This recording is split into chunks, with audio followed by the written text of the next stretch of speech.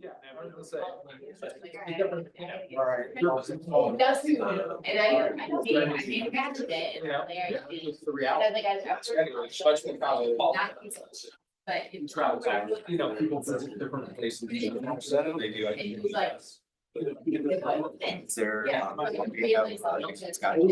I mean, come on, they may not. I mean, keep in mind that the, right, like, well. So, sometimes. Oh, I know. No, not you. That's person. Okay, I need Marco. I know, I do. Okay. Okay, I look forward to it. So sounds like our man. Okay, That makes it even more. We'll go ahead and get started. So if this is still. This is our regularly sharp. Those are sharp start. This is our regularly scheduled meeting. It is November 7th, 2024. Let's go ahead and call roll. Mayor Wusa, Present. Counselor Mayor Pro Tem Dame, Here. Counselor Godis, Counselor Zelinski, Counselor Schachter. We have a quorum. Counselor Weimer unfortunately is under the weather this evening. And we are down one counselor until later this evening. Any agenda changes or conflicts? I'll take that as a no. Oh, I'm sorry, can we take, I'm sorry, item 19 off? Item 19, yep. We will move that on to, I think let's go with the first. We'd like to do it closer to when the oral arguments are on December 13th. So I think probably the first meeting in December. Yeah. Okay, great. Moving on, any council announcements this evening? We'll close that. I'm gonna open the citizens appearing before council. As a reminder, this is for items that are not on this evening's agenda. Please keep your time to 3 minutes. I hate to interrupt people, but I will in the event that you go over. So I do have a list, but there's one person on it. Mr. Ned Carter, come on. Ready, set, go. Rules. The gentleman who spoke last said building trust. Well, if you enforce the rules, we'll get trust. I live in the Holiday House. It's managed by Crystal Properties, which a bit of people know might not be doing the best job. The system has been in trouble for a month and a half, 2 months. Our fire marshal, Glenwood, made us put in the wonderful detection system, but our fire marshal, unlike the previous one, says, go to your HOA management company. They don't care. They don't do anything. I don't think Warren Swanson of the engineering company, SGI or something, would like it to be known that his unit's in trouble. I doubt Crystal's called him, but I called Warren today twice. He didn't call me back. ADA. I talked with John. I believe what John says. It's his pet peeve, ADA parking. Let's move on past that one. Derelict vehicles. With as much as City Market and Holiday House pays Glenwood Springs, not only in property taxes, but in sales taxes, something needs to be done. We had a boat dumped off in our lot a few years ago. The guy wasn't even cited, and we had to get rid of it, about $1,500. There's 2 derelict vehicles in City Market parking lot that nothing's been done. Glenwood won't help. Why not? They're paying the taxes. They're paying their sales tax. Do something. Get this stuff gone. Oh, but it's private property. We can't do anything. Wildlife and trash.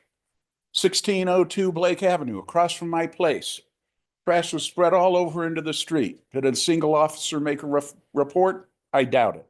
Next door to me, twice in the last year, hasn't used the fees from the fines to fund the wildlife containers. Junkyard on Donegan about Melray. Drive down it, you'll see it. Is that allowed in Glenwood Springs? It's a junkyard. And lastly, we're all about efficiency, right? get rid of the AC units in the winter and to go back to the detection system. How about a $250 a week fine for the management companies that don't get the fines back into the systems back into compliance? Crystal Properties done nothing. They don't care. They'll let us get fined. We got a bear-proof thing. People don't bother closing. Keep it short, sweet. Thank you for your time, and I hope you have a beautiful evening. And then thanks for keeping it to 3 minutes, so I didn't have to interrupt you. I appreciate it. Hey, That's awesome. Steve warned me about it too. Yeah, thank you. Have a good night, Doc. Wait, before you go, I do have a second that I'm gonna just tell you. I think that Donegan property. Oops. That Donegan property is actually in the county, so you might want to go to the county instead and do something similar. Okay, very good. Yeah, take care. Have a great night. You too. Okay, awesome. Let's see, any other council response to citizens' comments? Maybe clarification. Yeah.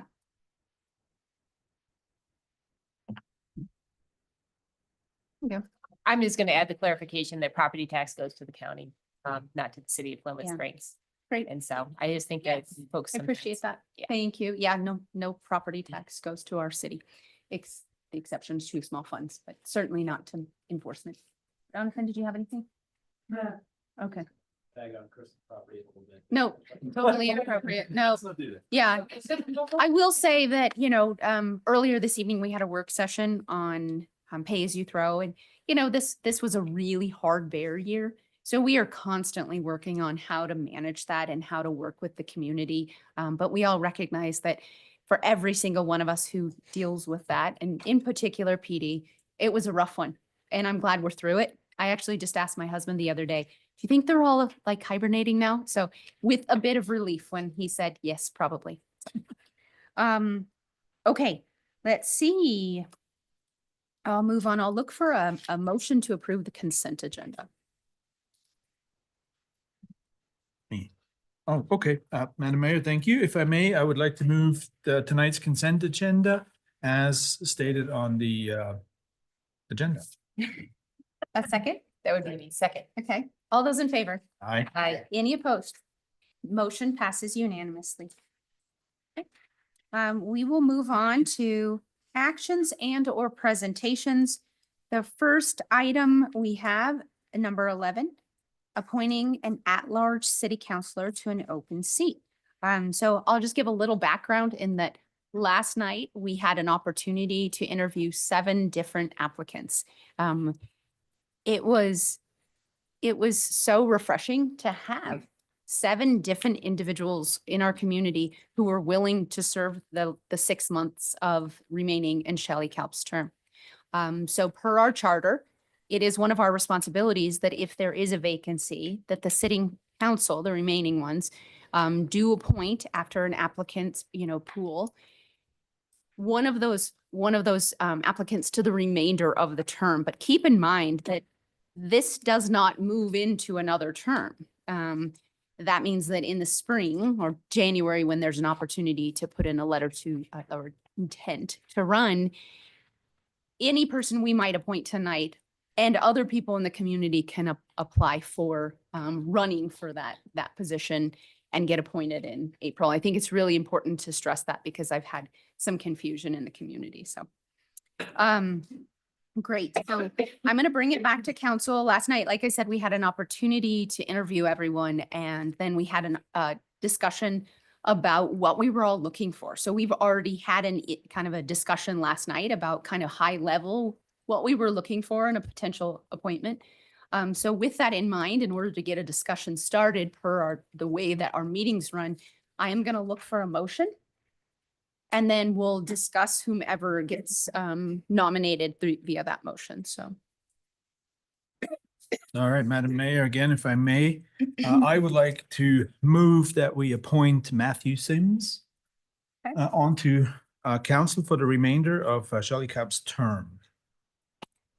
I would like to second that motion. Okay, so we have a motion, we have a second. So I'm gonna open it up for discussion and we'll see kind of where everyone is at with it. Would you like to? Yeah, start? maybe I'll start since I made the motion, if I may. So first up, thank you, all 7 for showing up last night. Thank you for putting your applications in. Like Madam Mayor said, it was refreshing to see a vast amount of people wanting to do this. I thought that was great. Yeah. Mr. Sims stood out to me. Simply because he answered the questions concisely. He seemed to have knowledge of what was going on and a broad knowledge of all various aspects of what we deal with here. He's also been on the Planning and Zoning Commission for almost 2 years. And it seemed to me he's the right fit for what we're looking for. And that's why I made the motion. Counselor Schachter. Thank you. I would agree with Counselor Dame. This was as you've said, the enthusiasm and the fact that we had 7 willing and qualified applicants all coming here with a positive feeling about the city and the role was incredibly satisfying. All were pretty qualified. I would favor Mr. Sims based on the fact, partly from my own experience, coming up through P and Z probably gives you the broadest commission background in terms of how things work and how staff interacts and what some of the broader roles are, both jurisdictional and optional. So based on that, I would support the nomination without diminishing any of the other candidates and hoping they will stay involved with commissions and even choose to run. So thank you. Counselor Zelinski. So yeah, I would like to echo my appreciation for all 7 of the applicants and the time and energy that they put into preparation for the interviews. There was a lot of knowledge, a lot of really thoughtful answers that I heard last night, and I found it incredibly gratifying.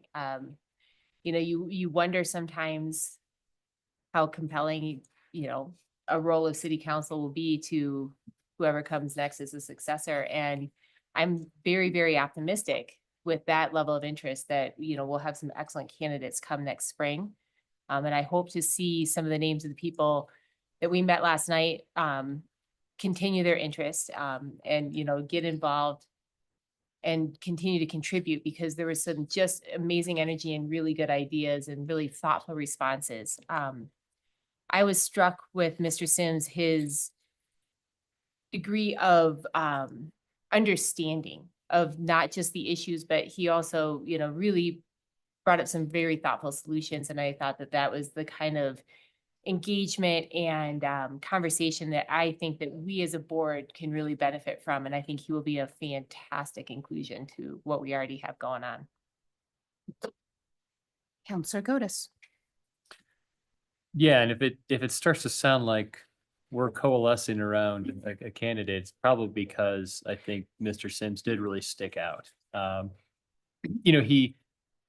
He had, Marco, you said he had a good general knowledge, but I think he also had very specific knowledge on things that we as a council have been dealing with that were outside the purview even of planning and zoning, climate, housing, financial. He mentioned that in all of his comments. So I was really impressed by that. And I was also impressed by the other candidates. I think we get into individual candidates to be here forever, but I was impressed by the service that candidates had done, whether it's with coaching or Girl Scouts or other boards and commissions, but the service that a lot of them demonstrated to their community, I thought was really impressive. And I do hope, I would echo that if the best way, I think, to be involved in the community, not the best way to be involved, you can be involved in the community a lot of. I won't. Working tonight. Yeah, I didn't turn it off. It's Are you making up last glitchy. night? Yeah. You're off again. Yeah, it's It's glitching. Yeah, this thing won't go down. It's really messing up. Is it just my mic or is it? Try, we're gonna just do it again. There Oh, we go. I won't repeat it. I thought he was a good candidate. Yeah. I thought he had a lot of good background and very specific answers, and I think he'll hit the ground running. And we need that because we're dealing with a lot of stuff. Okay. Well, I think I'm in a little bit of a different position in that I wanted a fresh face. And while I really appreciate the experience that people have when they sit on a board or a commission, and I find it invaluable, it's also nice for the community to have a new voice. However, I do hear some rationale in picking someone who has, in 6 months' time, that I have now had 4 years to learn how to do this job. And there are days where I still have to ask, how do we do this? Or how this budget question or anything like that. So the familiarity with it and the ability to hit the ground running, I do see as a lot of value. All 7 applicants were thoughtful, engaged, passionate about their community, people. And I don't know that there was one that I thought, gosh, that's not a good fit. I actually thought every single one of them was appropriate to be applying. And to echo your point, I hope that we see applications for, the April term for some of these applicants for the appointment. So, however, I do hear a lot of consistency and a lot of support from Matt. And so with that, I am going to wait until the city clerk comes back. I'll do a voice, yeah, okay. So. Yeah, so we're gonna go ahead and call the question. Thank you. No, I think what I can do is just leave it on so the mics work and we can do everything via paper agenda and roll call, Okay, if that works for yeah, that you, works. Madam Yeah, Mayor. for sure. Okay. Yeah, that'll work. So we'll call the question. Yeah, we have a question on the table that needs. Okay. Yeah, so Okay. we have, so to be clear, we have a motion. Do you, Okay. okay, Counselor Godus, Yes. Counselor Zelinski, Yes. Mayor Pro Tem Dame. Yes. no, push a button. Yes. Hold on, there you go, okay, 3 yeses. okay. He said yes, Mayor Wusso, yes, Counselor Schachter. Yes. It passes okay. 5-1. With that in 5-0. mind, thank you all applicants and Matt Sims. Thank you for your willingness to serve. We look forward to having you on this council with us. We will have you contact the city manager, Steve Boyd, and get you dialed in and moving forward. And we look forward to seeing you at the next meeting. Okay, I am going to turn off mics. Okay, great. We will do the 2023 financial audit. Yay. Good evening, Mayor and Council. And Paul Bacchus is here from our audit firm, McMahon and Associates, and he's just going to do a quick rundown of our 2023 audit. And then in the end, we will just ask that you vote to accept the audit. Thank you.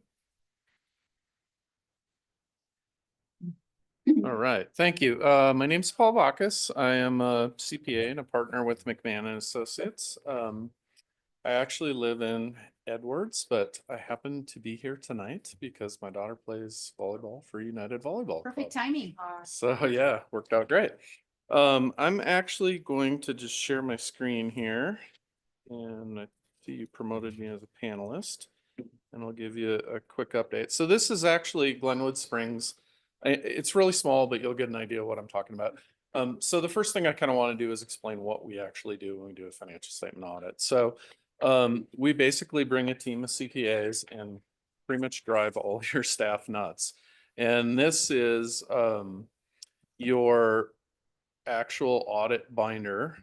Everything auditing is kind of electronic now, but it's planning, fieldwork, and reporting. So this is the planning stage. And when we're doing the planning, we're actually going through reading all our minutes, trying to understand what decisions you guys make that has an impact on the financial statements. Probably the biggest area of planning is meeting with each department. We do this before year end. You can see ambulance, building, cash receipt, finance, journal entries, muni court, police. And we're trying to understand, how does money come in? How does money go out? Do we have good internal controls? Are we sure no one person has transaction to a full, or access to a full transaction cycle, things like that. A lot of auditing in the past used to be random sampling, and now it's much more data analysis. So we're actually pulling, like, I think we pulled all your tickets last year, and we looked for similar dates. We looked at trends by officers. You can look at all kinds of stuff like that. We pulled all your credit cards. We're like, okay, give us weekend transactions. They're going to be higher risk. We do searches for, PayPal, Etsy, kind of every cash, anything like that. We pull your employee addresses and compare them to your vendor addresses. So it's much more data analysis than kind of it used to be in the past. And that kind of all occurs prior to year end. And it's much more intensive kind of working with departments other than finance. Then we start the fieldwork section, and the fieldwork section is really about verifying numbers. So we actually upload all your data into our software, and then we're verifying it. So we take what's called a balance sheet approach, which means we start right at the top of the balance sheet, and you can see, well, maybe you can't see, but each of these is a tab, cash and investments. So this is all your cash and investments, and then there's more down here. But as an example, you have an account right here, and I actually blocked out who it was with because I didn't want that on public information, but you have $2,067,000 in this account. So your financial statements say you have $2 million in that account. We go, hey, show us the bank statement, show us the reconciliation. We want to look at the outstanding items. We send bank confirms.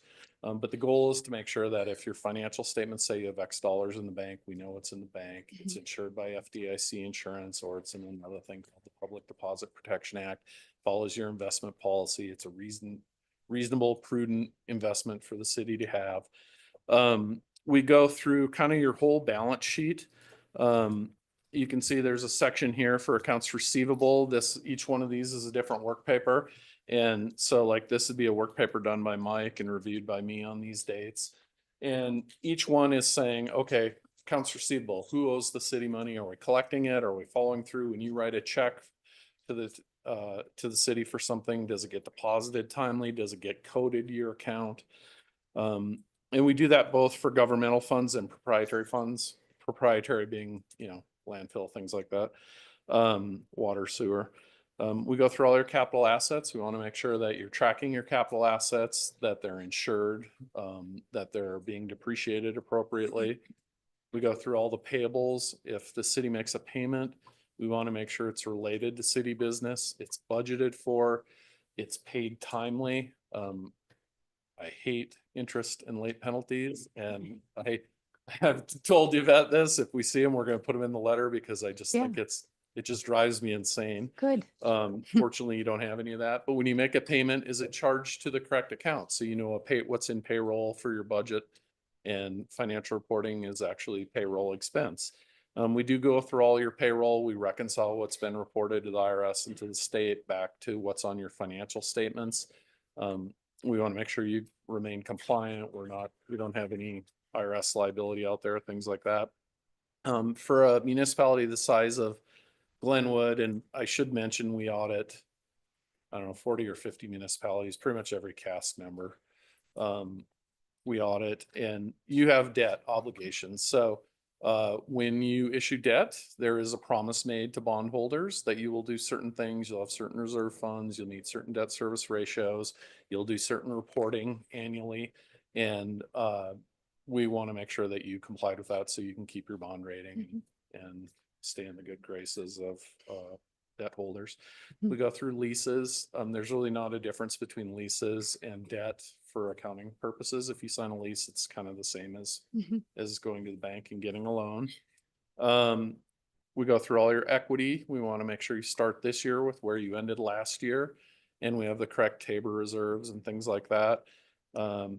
there's a couple other things we do with expenses. We also have to go through some EPA requirements for the landfill, state statutes, things like that. And the goal is to produce audited financial statements, which are in your packet. And if we looked at those, you would see it is, okay, financial statements are like a really good novel. At least Glenwood's are. So it's 165 pages. And I know that if you're new to the council, you're like, why are they giving me a 165-page report? And the answer is because it's really not just for council. It's going to go to all your bondholders. It's going to go to the SEC. It's going to go to your insurance relationships. It's going to go to the federal government as a condition of receiving federal grants, state government for state grants. There's just a lot of different parties that use it, and they all have kind of different sections in there. What I will say, I'm not going to go into a lot of detail on the financial report because it doesn't have really any surprises outside of what you would have been received in your regular reports from your finance team. I will say that Glenwood has a little higher level of financial reporting than maybe some of the smaller municipalities. You produce what's called an ACFR, and it includes a lot of statistical information, a transmittal letter, and what that does is it reduces the work when you actually do have to go out and issue debt. It provides, really, it's beneficial when you do when you issue debt is one of the main criteria. And this report does get sent to an organization called GFOA, Government Finance Officers Association. They actually also review it to make sure it complies with kind of the highest financial reporting standards. They're not looking at, you know, are your fund balances adequate? They're looking at, are all the disclosures that are required here and do they make sense? And your team provides that to GFOA annually. Last year, you did receive an award called a Certificate of Achievement for Financial Reporting. So congratulations on that. I think it's a nice feather in your finance team's cap. Yeah. They've had a lot of work with kind of software transitions and turnover and things like that, which has kind of been common the last couple of years in finance departments, but you've still kept the train on the tracks and you're still submitting this and getting the award. So that entire process, if I look at your binder, basically your finance team provided, or we pulled from other sources because we get stuff from banks and SEC and places like that, 746 different work papers to help verify that financial report. And I know that sounds painful, and it is painful, but Glenwood isn't a QuickBooks operation. There's, obviously tens of millions of dollars rolling through here.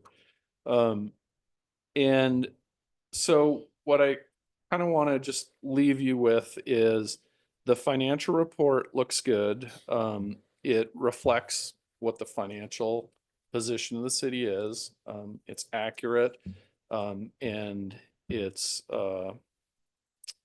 it provides a level of transparency that's really good. And then there's a letter that comes along with a couple of recommendations. So when we're meeting with all our staff, it's not uncommon to have recommendations, and I would encourage you to take those for what they're intended to be. They're intended to be, hey, here's something you should think about. Some cities say, no, that's not worth it. Some say, yeah, that's good, we should do that. So I'll just go through that. This letter is kind of written in nerd language, but it says qualitative aspects of accounting policies. So what we as independent auditors have to communicate to you, the governing board, is what accounting standards did we implement? We implemented a new accounting standard called GASB 96. I don't think you have to really worry about it. It changed how the financial statements look a little bit, but real world doesn't have a significant impact. Basically, it's taking all your electronic subscription obligations that are multi-year and kind of recording them in a certain manner on the financial statements. The second part of that paragraph, we have to disclose what are kind of the biggest estimates. Sometimes you have some hard to estimate items, like maybe a legal liability or a environmental liability. You guys have pretty standard estimates for a municipality. It's how long are our assets going to last? But you follow standard useful lives. It's, are we going to collect all our receivables? You generally do. That usually isn't an issue. And the last is you do have a pension fund, and there's a lot of pension information in this report related to fire FPPA. And we have to take the Fire and Police Pension Association's actuarial numbers and put the liability or asset on your books. So nothing really too significant there. Difficulties in counterperforming the audit, really, it went pretty smoothly. It's kind of been delayed a little bit with your software transition, but you're still meeting all the deadlines and requirements. That's really the only thing significant that came up during this year. Corrected and uncorrected misstatements. That's what journal entries did we make from when we took your books to produce the financial report. And this is where I think it's really strong. Your finance team is really strong. We basically had 2 journal entries. Basically, one was to adjust depreciation expense. So it's not money in, money out. It was just a kind of accounting entry. And the other was just to charge some cash receiving software over 5 years versus 1 year. Neither of them were significant, but that's fairly unusual. A lot of times we'll come in and we have 30, 40 journal entries. And where that bothers me is it tells me kind of what information you guys would be getting isn't accurate. That's not the case here. The information that we got when we started the audit was accurate other than those 2 items. No disagreements with management. Your staff does sign a management representation letter. I call it I didn't lie, cheat, or steal letter. But there is one recommendation or a couple of recommendations in here. One is, and I talked with Yvette prior to this. Basically your landfill billing system wasn't very good. And that has now been rectified or is in the process of being rectified, where people have their actual own account and it's just going to be kind of drug into the modern age. And I think that's going to be really beneficial for your landfill users. The second is kind of who does cash receipting at the community center.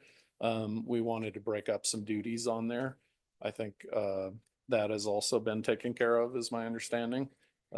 Just a standard kind of internal control, who does what comment. There was no issues there, but having good internal controls, make sure you don't have issues. And then the third is just a reminder that we do have to make sure and file this with the SEC because I know you just, I think, approved sales tax yesterday. Yes. Yeah. Yes. So if you decide to do a bond issue, we want to make sure we're compliant and all that and take care of that. My understanding is that has also been done. So that's where the audit ended, but I'd be happy to answer any questions you guys have. Awesome. Any questions? I have a question. It's kind of a bold one. So you say you do all this data analysis. Is it really just to prevent embezzlement and like employees being like, just to lay it out and for a level of transparency? Is this the checks and balances that prevents that from happening?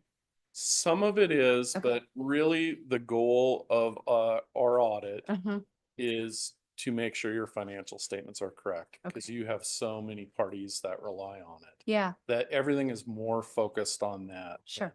Than looking for embezzlement. okay, My experience is, and I think any auditor would tell you, it's extremely difficult to find embezzlement, okay, at least any well-planned embezzlement. yeah, The best way to deal with that is on the front side by having good internal controls, making sure you don't have any one person that has access to full transaction cycles.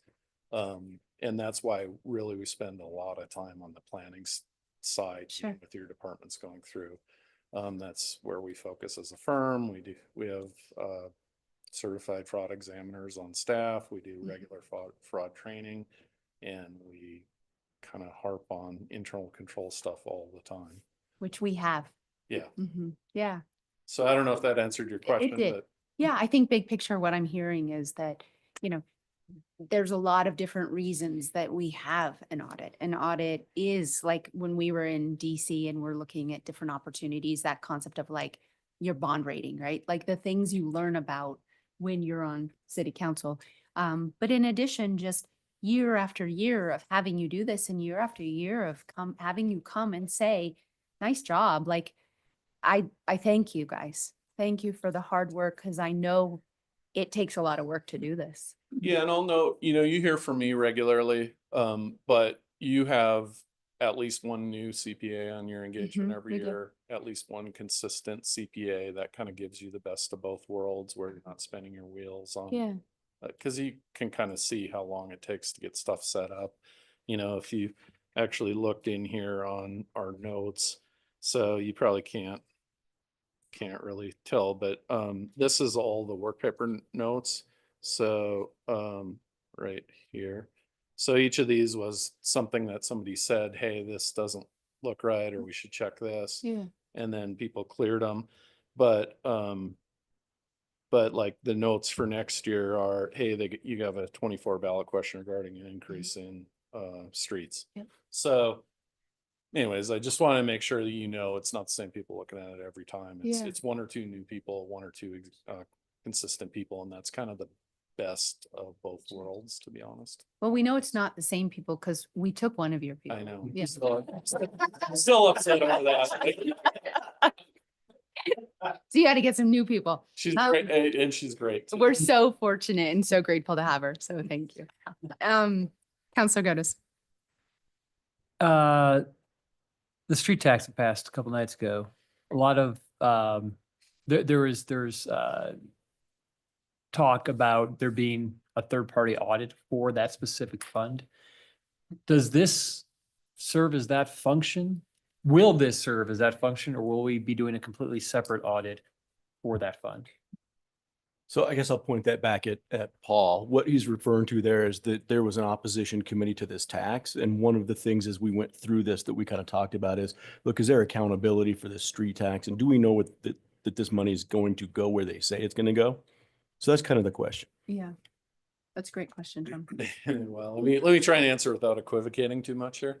The street tax is going to be included in the audit. It's included in the fund. We're making sure that all that money is collected. We're making sure all that money is spent according to how you budget it. What we don't do is go look at how you budget it and say, is that what you promised the electorate in any manner other than what the ballot question specifically says? So if the ballot question says we will spend it on X, we'll make sure you spend it on X. But if you are out, not you, but if people are out campaigning saying we're going to use it for 3rd Street, we're not gonna. Right. Well, so I guess what I'm understanding, I think my question was, will there be a third-party audit specific to that separate than our normal run of business? And it seems like the answer is this covers it. This covers it. Okay. With that, I guess I'll just make a motion that we accept the 2023 audit as presented. I would second that. Okay, we have a motion. We have a second. Counselor Schachter, Yes. Mayor Wusso, Yes. Mayor Pro Tem Dame, Hold on one second. You have to push a button. Okay. One yes. Counselor Zelinski, Yes. Counselor Gotis. Yes. It passes 5-0. Thank you, guys. Thank Appreciate you it. all so much. Thanks, We Paul. appreciate you. Take care. Safe travels home. Yeah, absolutely. Counselor Zelinski. I just really want to say thank you to Yvette and your whole staff because, 2 journal entries to kind of correct a little something, like that's pretty tight. You guys are pretty Yeah. tight. So I commend you. That's a big lift and you guys do it admirably. So thank you. I'm an auditor. I don't say anything nice, but it's clean. Yeah, we're really fortunate. It's an amazing team. So thank you. Okay, moving on. We're gonna move on to adoption of the 2025 budget. Good evening, Council. Steve Boyd, City Manager. This kind of ends the 2025 budget process. I think the 26th process starts on Monday. We spent 2 work sessions on August 1st and 15th, talking about some of the parts of the budgets. We finished work sessions on the 5th and 19th of September.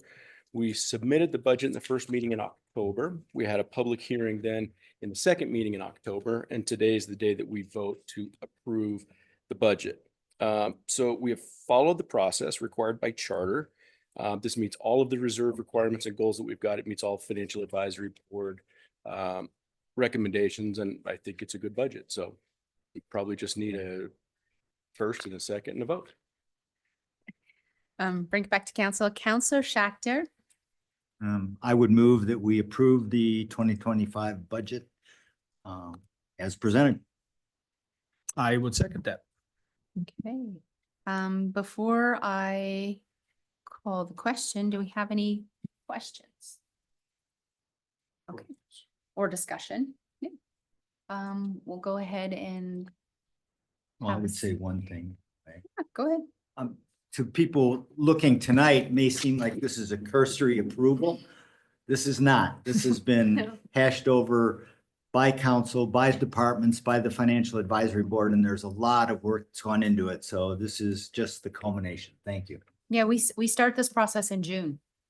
And there is an incredible amount of work that goes into it. So when we approve this, this is also us commending our staff who line by line in their own budgets, make their ask, recognize the needs, come to the city council meetings with us, explain what we need or the community needs and how we get there. There's long-term vision planning. It is a very comprehensive process and we know how laborious it is. So thank you. We'll call the question.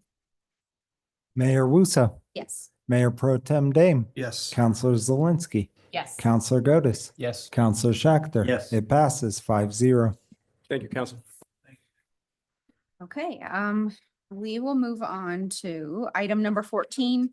This is ordinance 2024-24.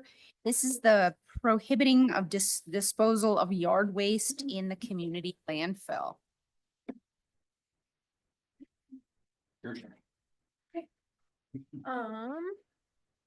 Do I just click on this, Ryan?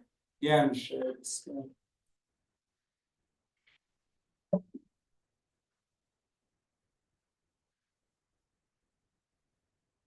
Share the screen. Okay.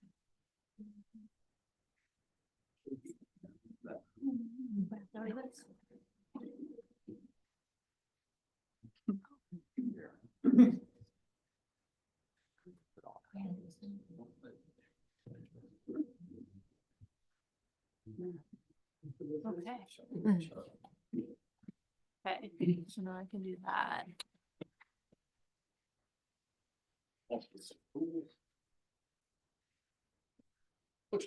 That good?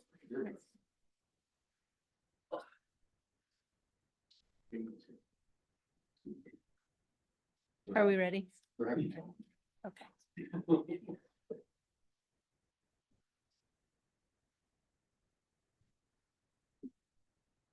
Oh, hold on one second. Okay. No, I'm just kidding. Are we No, ready? you're good. Okay. Sorry, I'm so sorry. No, it's okay. Yeah. Extra Yeah. Good Same evening, extra Liz spice Morrow, name. Liz Morrow from the landfill. So I'm here tonight to just talk to you all. Most of you saw this presentation 2 years ago. Some of you did not. About a yard waste landfill ban at the South Canyon landfill. So if this is something that council is interested in passing tonight, the goal of doing this would be to reduce the amount of yard waste that's being thrown into the trash portion of the landfill and being buried forever, and to divert that material into the composting operation. Sure. So this slide basically just goes over what I just told you. A landfill ban is one tool that all landfills have and municipalities that own landfills have to keep materials out of the landfill if they choose to do so. And so a really good example of this that everyone's already familiar with is the electronics landfill ban that we have statewide in Colorado. I have some fun examples. So what we see sometimes, and now this is not super common, but it is common enough that I'm bringing this option to you tonight. So we have people who come in, landscapers, contractors, with a load that's partly trash, partly yard waste. The yard waste could be separated into the compost. Right now, most of them are choosing not to because there's no penalty for them to throw it in the trash. They just pay the trash rate. So here's one example that sagebrush could be composted. Here's another example. this loads mostly yard waste with some trash in it that they didn't want to separate out. We see this a lot, so this is a mixed load again of hay and trash that someone threw in the trash. And another one where those branches could have easily been put in the brush pile first, but without a rule, some people simply aren't gonna do it. So some stats for you all. So you remember over the summer, we just did our waste composition study with that, got all that great data from it. So from that, we know that 7% of what's being landfilled, or about 2,500 tons each year, could be composted instead. If we did the yard waste ban. And then we just have some other stats there of other materials that some places ban, but today we're talking about yard waste. So factors we want to think about. Do we have the infrastructure to recycle what's diverted? In this case, yes, we do. Is the collection method already established? Yes, for yard waste it is. And we are very familiar with composting yard waste, and we are able to support that infrastructure, and we will continue building that infrastructure. And so how strong is the end market? Always an important question when you're talking about circular economy. So just to kind of give you guys an idea, we have a very strong local end market for soil products that are made from our compost and our yard waste. That's the whole presentation. So if you all have Presentation we like. questions, comments. Any questions?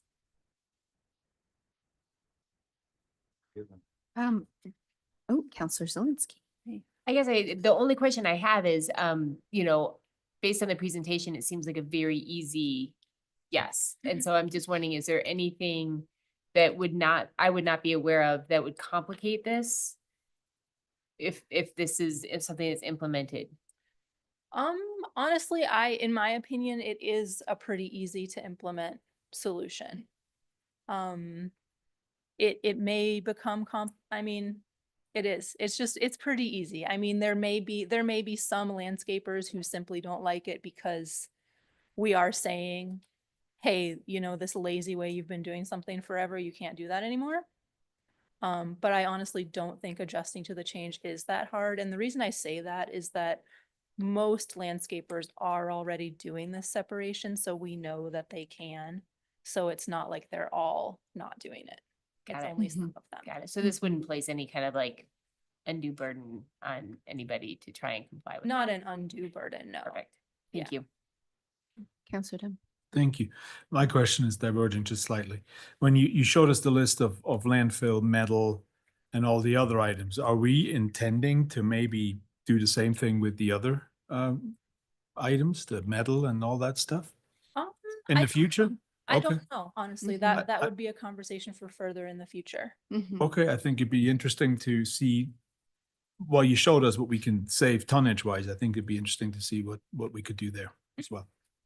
So the practical application of this is that someone could still drive to the landfill and they just have to be thoughtful about how they sort their stuff. So Mhm. maybe the back of the truck has the yard waste and the front of the truck has the trash, and they have to go to two different places at the landfill. Is that pretty much the nuts and bolts of this?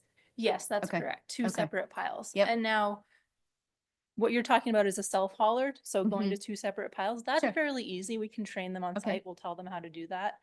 The other part of this is gonna be the hauling companies that rent out roll-offs. Yep. There is gonna be a factor in there where they are actually going to have to educate their customers. Yep. Before their customer fills up the roll-off. Okay. Right? Because we can't supervise them Yeah. filling up that roll-off. It'll be on them to train their customer and Okay. tell them what they can and can't put in there. Yep. Yeah. Okay, Mhm. excellent. Thank you. Any additional questions? Okay. I got comments. I'm gonna open it up to public comment. Are there any public comments this evening about this item? Any questions, concerns? Okay, then I'm gonna close that and bring it back to council for a motion to approve or not. Counselor Zelinski. I would like to make a motion to approve ordinance 2024-24. to prohibit the disposal of yard waste in the community landfill. Did you want to? Second. Okay, great. Second. Okay, great. Mayor Wusso, Yes. Mayor Pro Tem Dame, There we go. Okay. Yes. Counselor Zelinski, Yes. Counselor Godus, Here. Counselor Schachter. Yes. Yes. Here and yes. It passes 5-0. We're gonna leave them off, Online. we're gonna leave them on, only Okay. because when like 5 of you are on or 4 of you are on, then I have to scroll down to Marcos to turn him off. Okay. All right. We're on item number 15, Southbridge update. Good evening, Council. Matt Langworth, Public Works Director, standing in for Mr. Gordon, who's probably in Kansas someplace at this point. I'll keep this short. Not as short as Ryan, though. Southbridge is moving along quite nicely at this moment. We're expecting 50% plans from Jacobs this week. I would expect them next week, to be honest with you. But that is a good point where we'll be able to start breaking out numbers and getting costs associated with the project under the new design that we have. Sorry, the modified design that we currently have. We actually will be starting sound monitoring for the sound report update tomorrow. So that report is moving along quite nicely. Right away discussions happened with CDOT. Was that this week still? Can't remember what day it is. So we sat in with CDOT, we sat down with FHWA, had a conversation about the right of way plans. They basically gave us the thumbs up to start going after what is available to us that isn't changing on the right of way plans themselves. So that was a positive note. Next week, I believe it is. I haven't been invited yet, but we're going to go. We're going to go meet with senior staff at Holy Cross and have kind of more final conversations with them about some nuances that are going on out there. I believe we're meeting with the Jacksons next week or the week after. Those are the two kind of large landholders with a bridge of lands, and those are probably the most important right-of-way discussions to have. And then next week for sure, we have a meeting with CDOT to discuss some of the details we would like to modify if all possible along the Highway 82 corridor. I believe we have spoken to you guys about them several times. We are going to finally have a good sit down with CDOT and see where we can go with that conversation. So that's all I really have for you at this moment. Do you guys have any questions? Have, you had that meeting with the county for INTPR priorities? That meeting, I believe is also next week. Mr. Bentley is working on that. Thank you. Any additional questions from council? Okay, any comments or questions from community members? First, we'll start on our in person. Okay, and then next we will go online. I did see Meryl's name, but maybe Meryl, although we know you're listening, maybe you don't have any questions tonight. Okay. Awesome. Thank you so much, Matt. Yeah, thank you.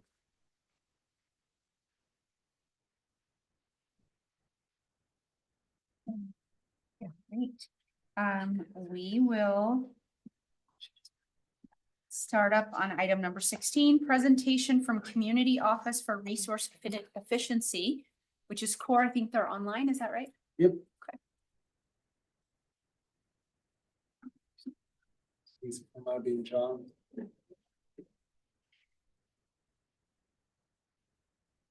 Right. Good evening, folks. How are you? Good. We can see you and we can hear you. So we're doing great. It's a good sign. Excellent. I'm going to open this up to the big screen. Council members, thank you for the opportunity and the invitation to provide you a quick overview and update about the Community Office for Resource Efficiency. My name's John Doherty. I'm the CEO there and have been working with the organization over the past few years. As you can see from this lead slide, this is CORE's 30th anniversary year. So we have been working in the space of reducing carbon emissions in the built environment in the Roaring Fork Valley for the last 30 years through a variety of mechanisms. And tonight just wanted to provide you a brief overview of that in terms of how we do that work and ways that the city of Glenwood Springs might want to consider working with us in any way that we can add value to the efforts that you have in this space. So to give you a quick history of CORE, CORE was founded in 1994 by Randy Udall and Bill Sterling through an agreement that was established among local government agencies in the Upper and Mid Valley, as well as the utility companies at the time. In 1999, CORE created what is the Renewable Energy Mitigation Program, or REMP, and that was adopted by Pitkin County and Aspen in 1999 as a mechanism for collecting fees that enabled us to then pass dollars on to communities throughout the valley for building owners, whether they were commercial, municipal agencies, or individual homeowners, to do energy efficiency upgrades, electrification, and resiliency work to reduce carbon emissions. And since that time, as lots of things have evolved, mostly related to code updates, we have seen a transition, not only an increase in demand for our work from across the region, but a demand for increased partnership and collaboration throughout Eagle, Pitkin, Garfield counties. And in that work, we've had to evolve our model to look not only at REMP as one of our key sources of funding, but really committing to larger scale fundraising through philanthropy and pursuing state and federal grants to move this work forward. So that's where we stand today. When you look at how we evaluate our work, this is just to provide you an example for all of the local governments that we work with or any of our community partners. We measure progress on a quarterly basis against the dollars that are provided to us in order to move out grants, assessments, rebates, targeting particular populations. So you'll see things like the percentage of rebates and grants awarded to our community priority participants.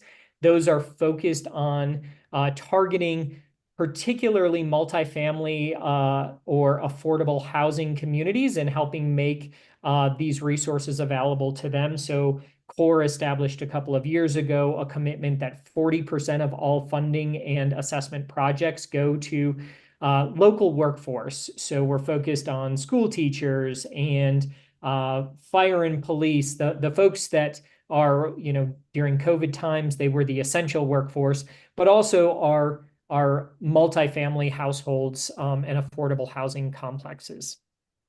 This just gives you a look at what we have been working on in 2024 to help you understand sort of the scale and scope of where we intersect.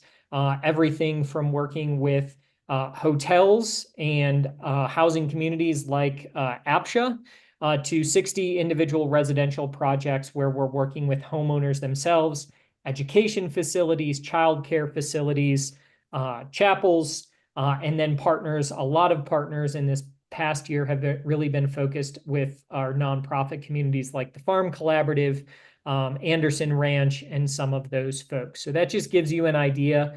And we track and monitor our impact on these communities and with these partners, both from our greenhouse gas emissions reduction or our carbon emissions reduction, as well as the return on investment. So comparing how much we're able to reduce carbon emissions against the dollars that we award on particular projects. And that's how we prioritize funding, distribution, and resources. This is just a couple of projects to give you an example. Woody Creek APSHA Trailer Park, ACES Toklot at Ashcroft, Stutz Mill Child Care Center. These are the types of things we look at on an individual project basis. These are just a couple of our larger, more prominent ones in 2024 to give you an example of what those look like.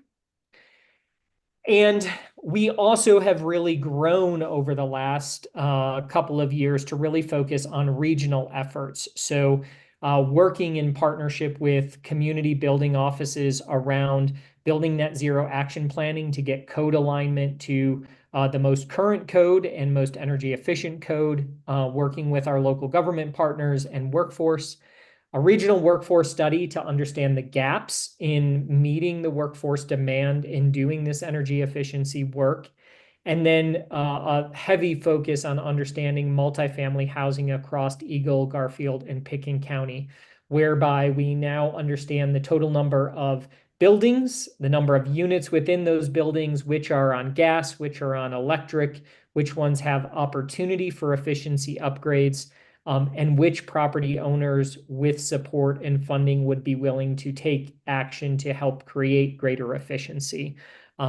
And this includes not only retrofits of existing building, which are our biggest opportunities, but also working in partnership with local governments and planning offices around new construction projects where we can be an advisor and helping make sure that the new construction is as efficient as possible.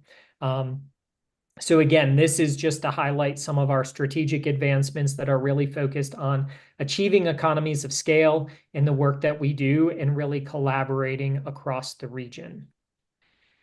There are a couple of specific projects that we do engage in on a fee-for-service basis, like benchmarking and setting building performance standards. Building IQ is a city program in Aspen that we've been working on for a number of years. At this point, where we have now benchmarked 36% of the total square footage. We've provided advising and funding to 10 buildings so far, and already just from benchmarking, not even from doing high dollar investments or improvements, we've seen improvements at Aspen Meadows, the Art Museum, the Yellow Brick, just by becoming aware of where they are expending energy currently and opportunities to improve that. So we offer these services in a fee-for-service basis. We establish specific scopes of work and benchmarking around things like decarbonization for communities, but also on project-specific advising for both new construction and retrofits. So wanted to make you aware of that. And then last but not least is an initiative that we are standing up. It will launch in 2025, which is the first of its kind regional building performance hub. It's the first of its kind in a rural mountain community. It will be the first of its kind in Colorado, but it is modeled off of best practices in improving energy efficiency and resiliency in communities based out of some cities across the country like Chicago, DC, LA, New York is doing some work on this. And so CORE has subcontracted the companies that have designed these types of models, and they've been working with us over the past year, whereby it will enable us to provide marketing outreach, community engagement, policy compliance, financing, and finance assistance, as well as individual code alignment, advising and coaching to building owners in a collaborative way in which we assign a concierge at CORE to the property owner and help them navigate the process to access as many federal, state, local, and CORE resources to be able to move their energy efficiency projects forward in the easiest way possible. So that will launch in 2025. We've been standing it up over this past year, and it really is just taking CORE to a more coordinated and sophisticated level to hopefully create efficiency in our own operations that will result in efficiency in the communities we serve. So this just is a couple of additional notes on that. But the last project that some of you may have heard about, because it's gotten a decent amount of attention, is we also look for high impact carbon emissions reduction program. So Coal Basin is a closed mine in Pitkin County, up near Redstone, where we have been working with the Forest Service with national or federal funding to analyze methane emissions and then determine a strategy for capturing and reducing methane emissions coming out of that abandoned coal mine. And this is a pretty significant move for us, because this high impact project, if we are successful, would equate to taking over 86,000 cars a year off of 82 in terms of the emissions reduction that it would generate if we are able to capture and otherwise sequester the methane that is currently coming out of Coal Basin. And so we have proposed a study, or we've completed the study. We've proposed a project to the U.S. Forest Service, and we are now into the pre-planning of the NEPA process. But that just gives you an example of some of the work we do with our community partners. I'm not going to go too far into this other than to say that As of 2025, our original structure where we were exclusively partnered with local government and elected officials and utility has changed. Our bylaws have changed, so we are now a traditional nonprofit community resource throughout the valley. So we no longer have elected officials serving as members of our board or utility in order for us to be a more comprehensive and objective support to communities throughout the region, and really shift our relationship to supporting communities as your community office for resource efficiency and really as a partner, but allowing us to be a little bit more flexible in our approach and use of funding resources throughout the 3 counties. So today we focus that effort on adapting our business model, being more entrepreneurial to meet individual community needs, aligning our work with decarbonization goals of individual communities as they've established them, and really continuing to focus what we've done for 30 years as be the action-oriented side of climate action work, meaning that we're really focused on identifying projects and then moving them forward to reduce carbon emissions as quickly and efficiently as possible, and leaving the policy work to the local governments, whereby we're happy to advise and provide guidance and feedback, but we really like to be more at the hands-on level of assisting you in meeting those goals. So that's a very quick overview. And again, our goal is to just make sure that communities are available or are aware that these resources are available. Appreciate the opportunity to be here and happy to answer any questions any of you might have. And thanks again to Councilmember Godis for triggering this opportunity for us to share information. Thank you. Do we have any questions from City Council? No. This is awesome. It's great to know that, you guys, 30 years is an accomplishment. Well done. I guess I have a question. Yeah. John, if you had, one thing that you could point to, I know you guys have been working on a lot of things in the building efficiency project. Performance standards, up Valley is really exciting. What's something you could see for Glenwood that could move the needle in your opinion? Whether it be policy or building codes or do you have any suggestions for us? Yeah, well, so first and foremost, let me just say that the biggest opportunity currently that exists throughout the valley is strengthening and improving the efficiency and electrification of our existing building infrastructure. So that represents 60% of our region's carbon emissions. The second level of detail on that is the place that we have the greatest opportunity is in our multifamily and multifamily housing structures and workforce housing. And that's mostly because there's efficiency and economies of scale and applying technology or current resources for retrofitting and upgrading those. That being said, all of that requires policy at the city council level to say, what is our expectation of our built environment, both new buildings as well as existing buildings? And then how do we help move you in the direction of being in compliance with that policy? New buildings are obviously easier in terms of setting the policy and saying this is the standard going forward. And then organizations like CORE can come in and help those building owners when they submit a request for new construction to make sure that they are complying with the regulations and that they have the financing resources and the understanding of those requirements as available as possible. And so that policy setting on new buildings is probably the easiest move right now. And we've done a lot of work on that in the region. I think the second piece to that is then going back and looking at your existing buildings and beginning to set benchmarks, like I mentioned in the presentation, of what you would like to see your current infrastructure achieve And it all starts with benchmarking them, because what we see is significant reduction in energy use as soon as people become aware of what their energy use even is. And so how we've done that in the city is by mandating that benchmarking is done on certain size buildings, and then progressively we're going to work through all built environment. And that's the first step.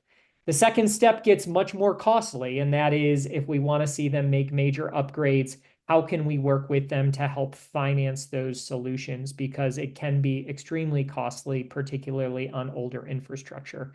But again, I think it starts with getting the benchmark in place, and that's what we're doing for a lot more communities now, to give them a chance to even understand the scope of the problem and opportunity.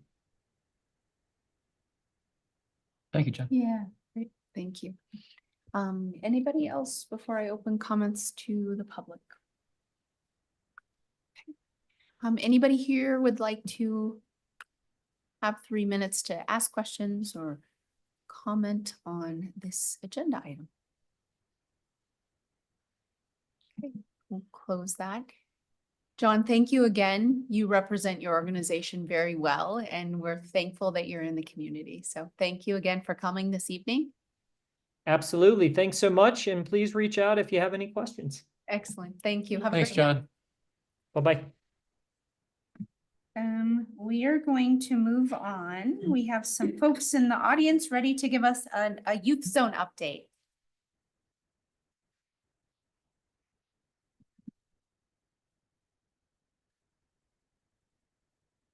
Hi there. Thanks for having us. My name is Jamie Hayes. I'm the Executive Director at Youth Zone. We're excited to, I don't know, excited is the word. We look forward to informing the council on what activity is happening in the city of Glenwood with juveniles.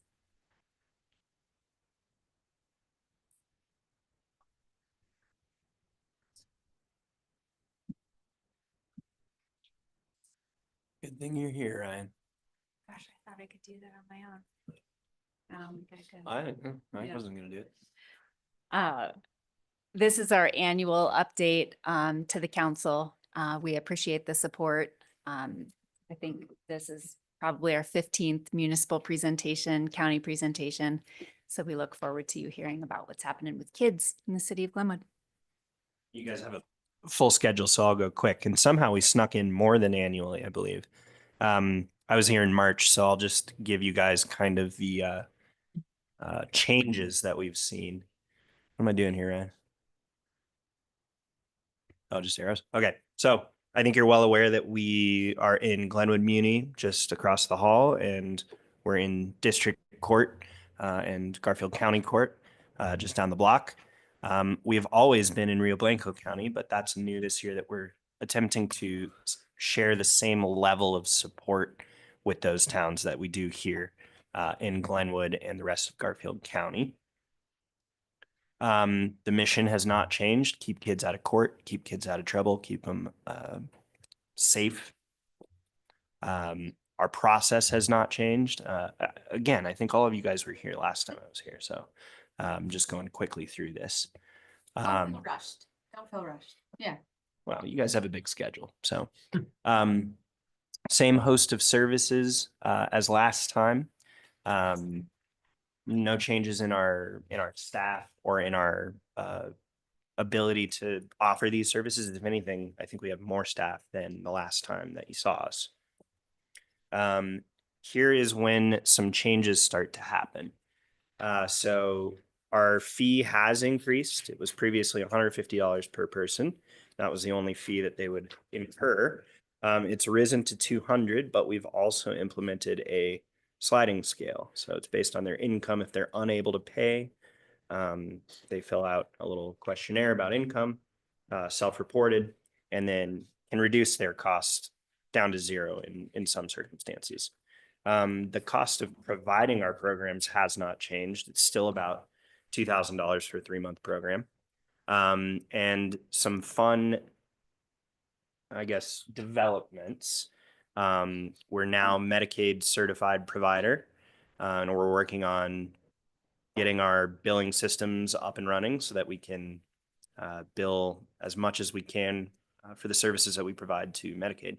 And I hope to kind of raise this section of our budget here. It was fun to hear the city's audit, and we're also in that process right now. So it's exciting to see that. Those are the two big changes in terms of finances this year. Honestly, we're not doing anything different than we were in March in terms of partnering with schools, law enforcement agencies, other nonprofits in the area. Really still doubling down on making sure that it's easy for our clients to get the services, that they get them timely, and that there's not any other barriers as far as cost. That was a huge one for the last year, was how do we work with people to be able to cover that $200 fee. And then we're still really investing in our staff members. I know the last time that we were here, that was kind of the end of our hiring cycle, and we've retained vast majority of those staff members, and always finding ways to make sure that they are happy and healthy in the work that they do. So you guys did see this. This is last fiscal year's numbers, or 2 years ago, sorry. And then last time I was here in March, I gave you kind of year to date. And so those have went up, obviously, in April, May, June, in the last 3 months of our fiscal year. And the important takeaway here is that the numbers are rising. So a year ago, when I was here first, I was saying that the risk is rising and the numbers are not. Now I am saying that the risk is rising alongside the numbers.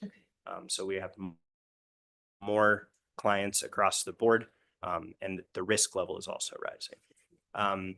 The number of substance use classes, we said this last time, we're super excited that we basically tripled the amount that we're providing.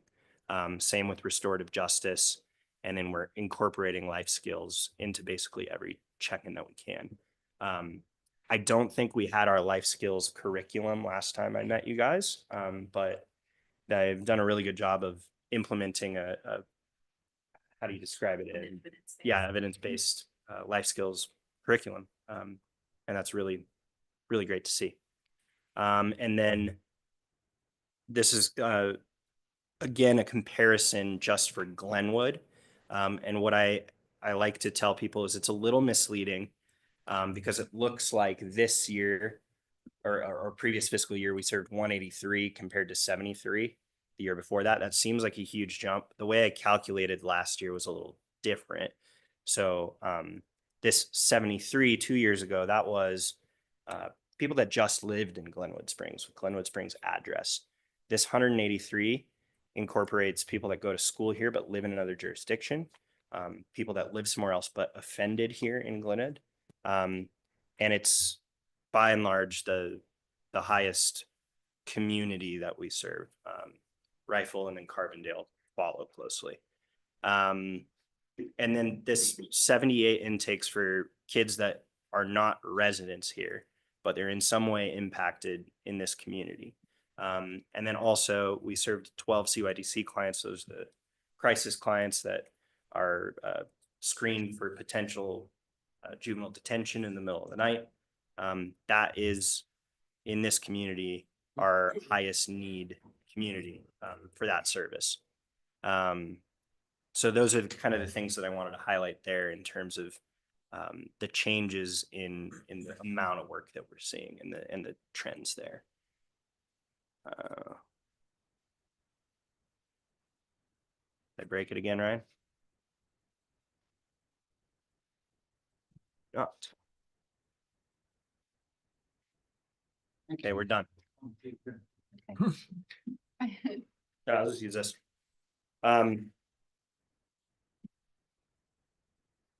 Yeah, and truthfully, that is a lot.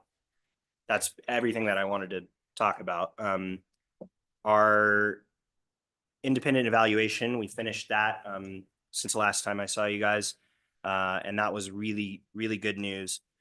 They took all of our survey data from the previous 4 years and determined that across the board, our services are statistically significant in reducing risk in all of the areas that we measure, for all types of clients. So alcohol, drug use, trauma, optimism, and community engagement. All of those are impacted by our services regardless of age, gender, demographics. And then again, Jamie always likes to highlight that we're the only nonprofit that does the work that we do in Colorado. And we're also the only nonprofit that holds all the way from municipal court up to CYDC program in basically every jurisdiction that we work in. So it always feels pretty special to do that and do it alongside you guys with your support. And I think the reason that we like to highlight that is that although we might see a kiddo across the hall in Glenwood Muni Court with a very low level charge who may seem very low risk at first glance, we also may know that they have 3 other offenses up and down the valley, maybe one at a district court level or another offense in Parachute. So we actually know that they are a higher risk youth than maybe one incident in one municipal court on one given day. And so we do have the gift of the fortunate gift of following families and helping to tie together trends in municipalities so that we can help support healthy communities all across the 9th Judicial District and not remain in isolated municipalities. What kind of questions do you guys have for us?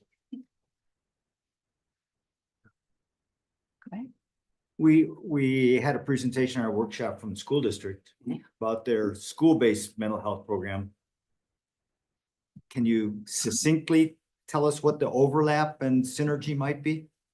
Absolutely. We, as you can see, partner with the bottom. We partner with the school district. Every direct referral that we get from the school district, we work closely with the Family Resource Center also. And so all of the kids who are referred to us, we make sure that we're not duplicating services and overusing either one of our resources. We are not school-based mental health providers. We are a nonprofit that cover that gray space in between. However, there are some kids that maybe don't access mental health within the school for reasons that we all could infer or don't need to describe tonight. And if they come to us through the judicial system, we're working with the school system to make sure that our plans are supported and created together. But we may contract with a mental health provider outside of the school and use our funds in order to do that. Funds depending on the type of offense. For example, if it's a weapons charge, we're able to use funding from the Office of Gun Violence Prevention in order to do that. So blending funding across both of our organizations, Roaring Fork School District and every other school district that we work with in the 9th Judicial District, we partner very closely with, but we are not school-based mental health providers. Do all your referrals come initially through the judicial system? So Or can they come Yes. outside of the system? Yeah, so it's still about 60% from the courts and then about 20% from the schools and another 20% from law enforcement agents. Thank you. What we've worked really hard to do over the last 4 years is to make sure that our MOUs and agreements with school districts mirror a model so that we're sharing information across our systems, because you wouldn't know if something happened over the weekend, or you wouldn't know if something happened in the middle of the night, right? We really do value and protect client rights and client privacy, while we describe to families that when kids and families have a shared support system across all of the places that kids and families touch, we're stronger together, and we have a stronger plan. So that's been something we've been very intentional about. And we're already on. I know that I do. There's nothing else. I didn't know if I should just start talking. I'm sorry. So I was curious, I was able to participate in the program a long time ago. We had is a kind of a deferment thing. I'm wondering if you're finding that, like the reoffending, it said that, 93% don't reoffend while they're participating, but what about post-program? I'm just curious how that's working. And I think the last time I was here, you had a similar question, and the answer is not very much different. Ryan, is there a way to show the numbers to them again? Oh, I gotta pin it. I'll let you do it. You're the expert. Oh, no, it's good. You got it. Thank you, sir.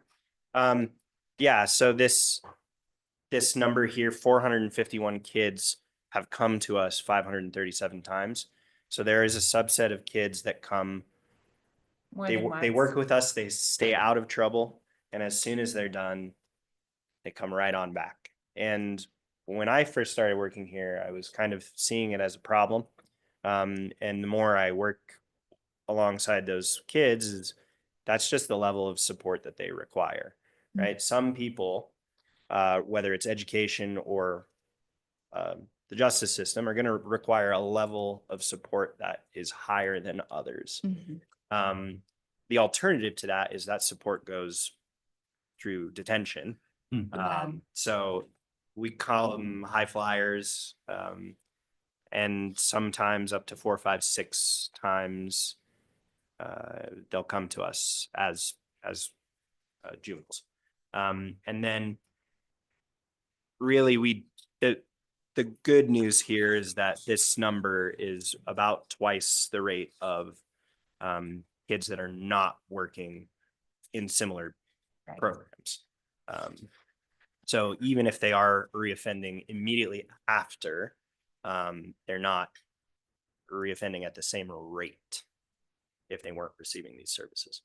So I'm curious, based on that answer, is there any sort of a program that's almost like a, I don't know, like a buddy program, a place that they can go, some sort of additional program where rather than being, within like that kind of mentoring diversion that Youth Zone presents, but I mean, you guys are cool and you're supportive. And so, there may be an element of youth are coming to you just because, like you said, that's the support they need. Is there an alternate, like, do you have to offend in order to get that support? Or is there programs available where they can get that support without having to be in trouble first? Yeah, so for us, it's really guided by the risk to themselves and the community. And at the end of the day, our bread and butter is preventing criminal behavior and preventing delinquency, risky behavior, things like that. And we have a lot of partners in the community that what we do is we kind of call it tier 3, most intensive. And I think what you're describing is kind of a tier 2, where it's maybe right for some kids, but not for all kids. And we have a lot of partners in the community that do that.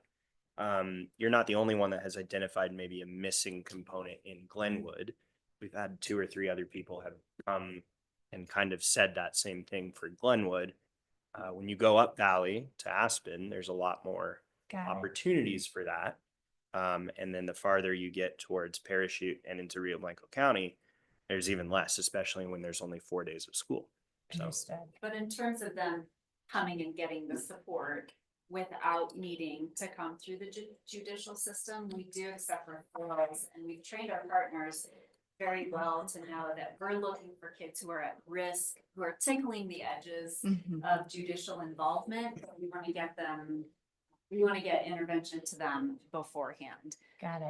So that's one answer to that. We have increased those referrals, which is why our referral rates have gone up, because we're accepting more referrals for what we call pre-diversion kiddos or pre-ticket kiddos. Yep. And our communities are very behind that level of prevention. And so if the referral is just right for us, we take it. If it's not, we work with our family resource centers and we make sure that we get the support and the help that the family needs alongside other organizations who are already doing that work, so that we're not using our energy, not that we don't want to, but our mission and vision stays very clearly what it is, but we work with our community partners when a referral comes in to be able to wrap around kids and families, and family resource centers are a perfect example of that. And it's different in each community. So in each community, there are just different people that we reach out to depending on what resources are there. And for Glenwood, those spaces really are the Family Resource Center and the schools. The buddy program now is here. And so, you know, if kids aren't connected yet to a mentor, the buddy program, and it's amazing. And what we find is all of our organizations are seeking more resources because the need is growing. Right. But what I am finding that's more significant now than it ever has been is a more intensive, deeper collaboration than I've ever seen. Yeah. And I That's need awesome. for all of our city councils all across the 9th Judicial District to see and hear that. If we could all be standing here together to describe what that collaboration looks like on the daily, it's intentional. We have agreements and MOUs, and we share back and forth all the time. So it's important for every council to know that the collaborative work is impressive. That's great. Thank you very much. Yeah, that means that each one of your organizations is focusing on what you do well. Yeah. And I will just commend you in knowing how well you support our kids. 10 years ago, I did a restorative justice training, and then I was able to, for like a year or two, I was a restorative justice. I did the volunteer position and those circles were powerful. Yeah. Like, it's an opportunity for kids to recognize that they did make a mistake, but they are not the mistake. They see themselves as an opportunity to see the good in them. And I think that that's the generation we need to raise, because we're not perfect. I did one as an adult when I was 19 or 20. Yeah. Yeah, Changed my trajectory. absolutely. I'm so glad that, yeah. And then just in the services that you guys provide, we have a Tuesday morning meeting here oftentimes when you guys have the support for kids, the court. So we see you, we recognize how much you do for the community, and we appreciate you. Even in my own household, you guys have been supportive at times. And thankfully, we only each one had to see you once. So it's absolutely beneficial. And to a couple other questions, I think there's a different needs throughout the community. And you guys are very good at identifying what the different needs are for each individual kid. So thank you. Do we have any other questions? Okay. Do we have any questions online or in person? Then I'll close the public comment, and thank you guys so much both for your time this evening and what you do for the community. It's always a pleasure. Okay, awesome. Do we need to take a 5-minute break? We've been doing this for a little while, you guys. I'm good. Okay, great. We're gonna just Yeah, move on then. the finish lines. Yeah, exactly. I'm Like like, I'm that good. horse on the way home. Okay, item number 18, this is the appointment of the new municipal court judge. So we had an opportunity to interview a few applicants for this position.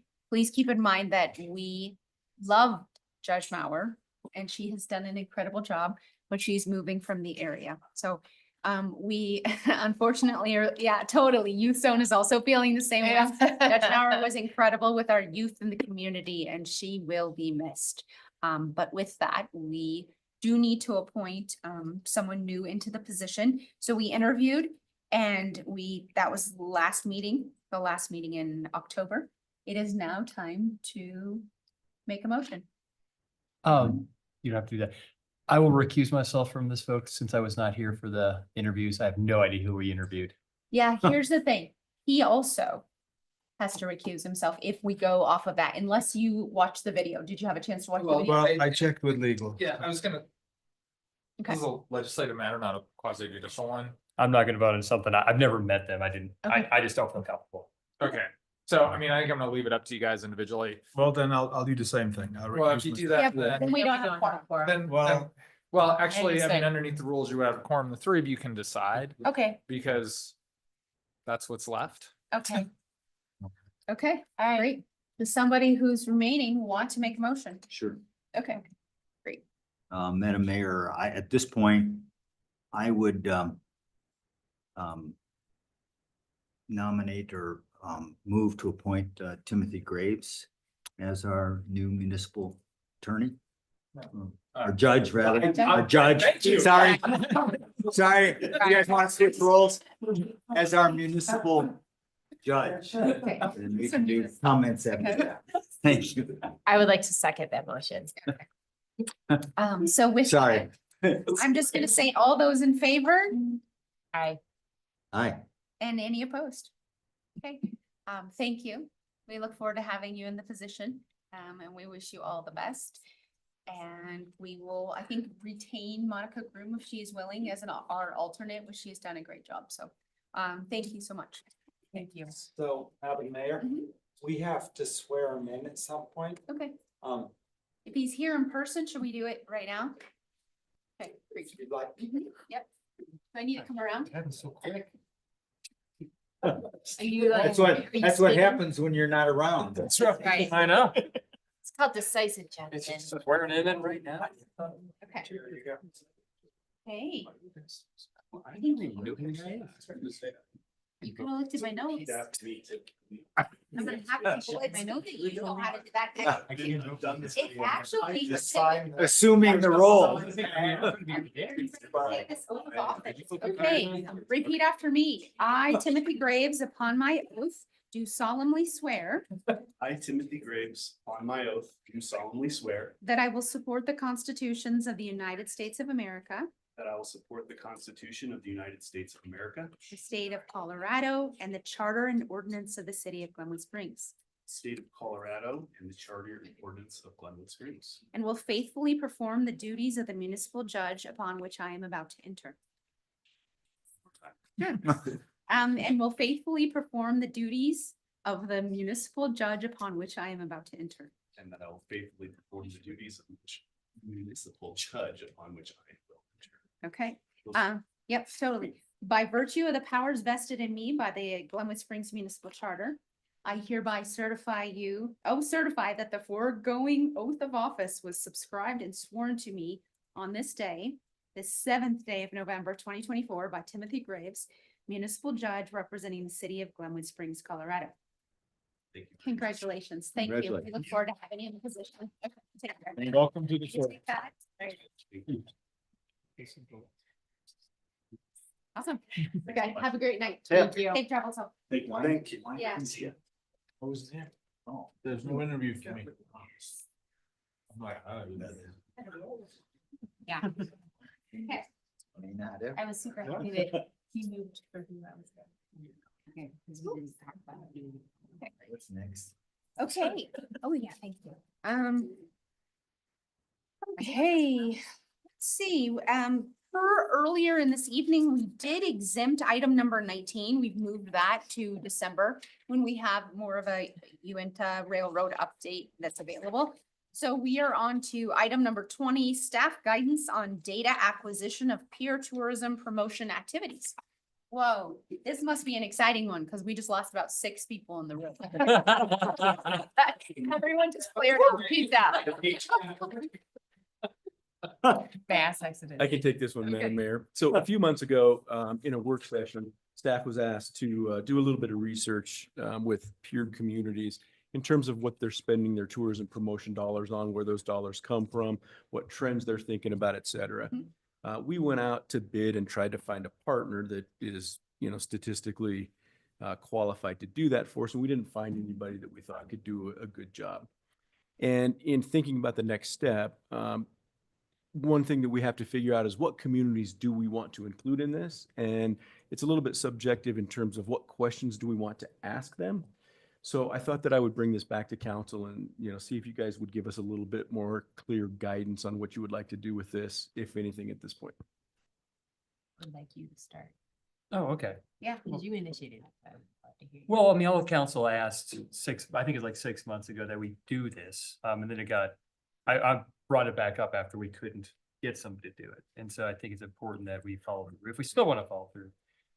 And I was looking at my notes from when we had requested it and the questions we had asked at that time.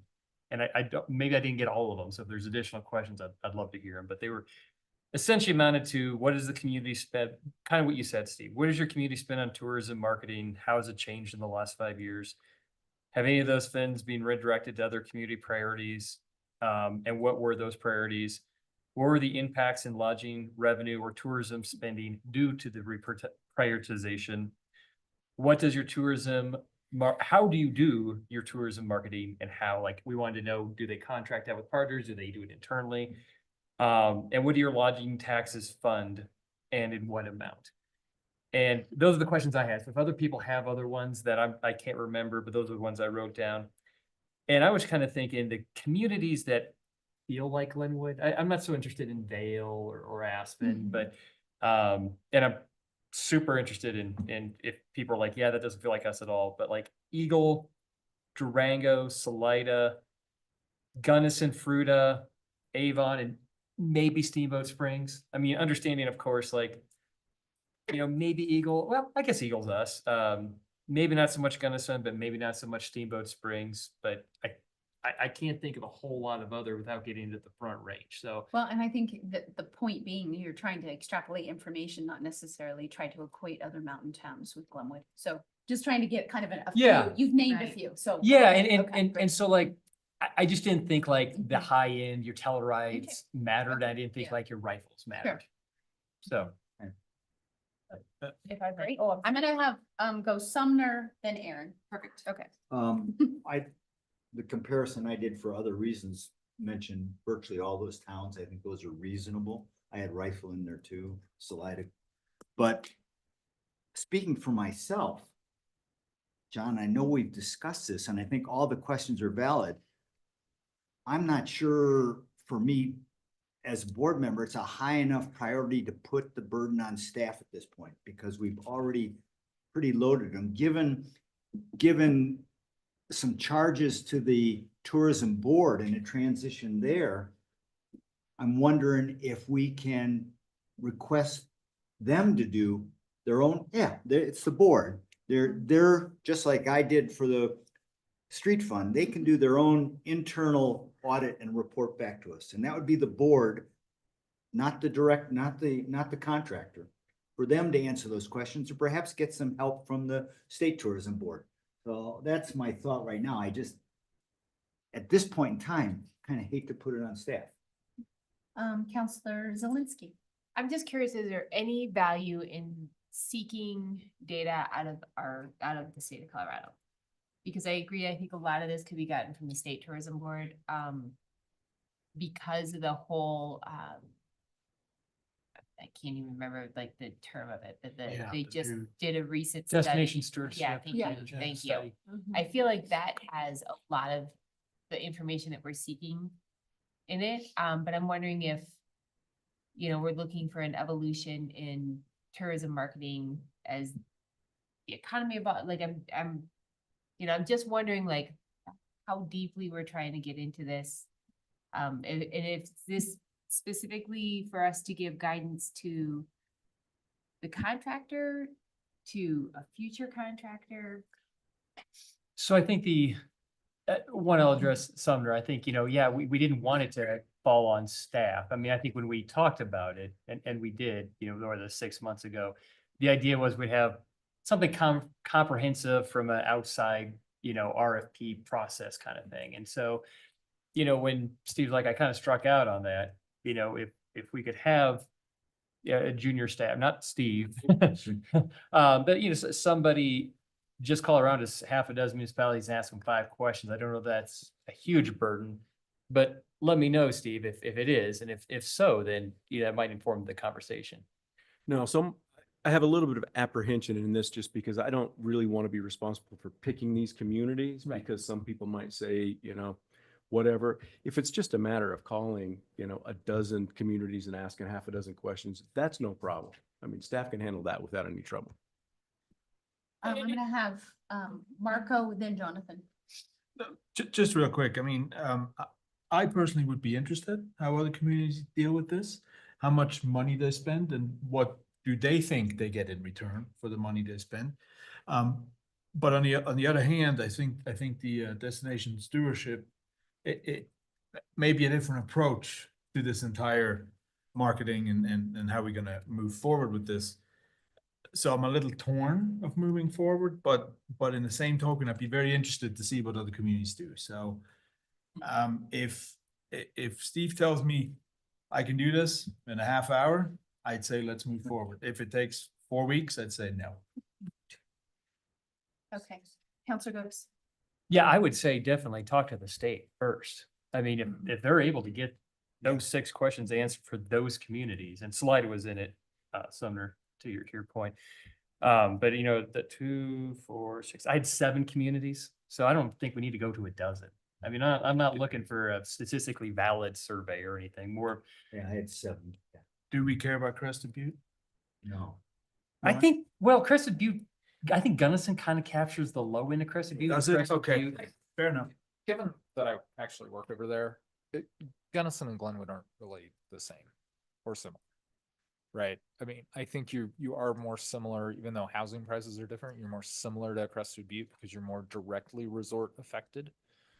That's what Than not. I mean, I just, that would be my observation about kind of the, you know, and I think it'd be good to do both, but I wouldn't exclude some of those mountain communities that are resort affected.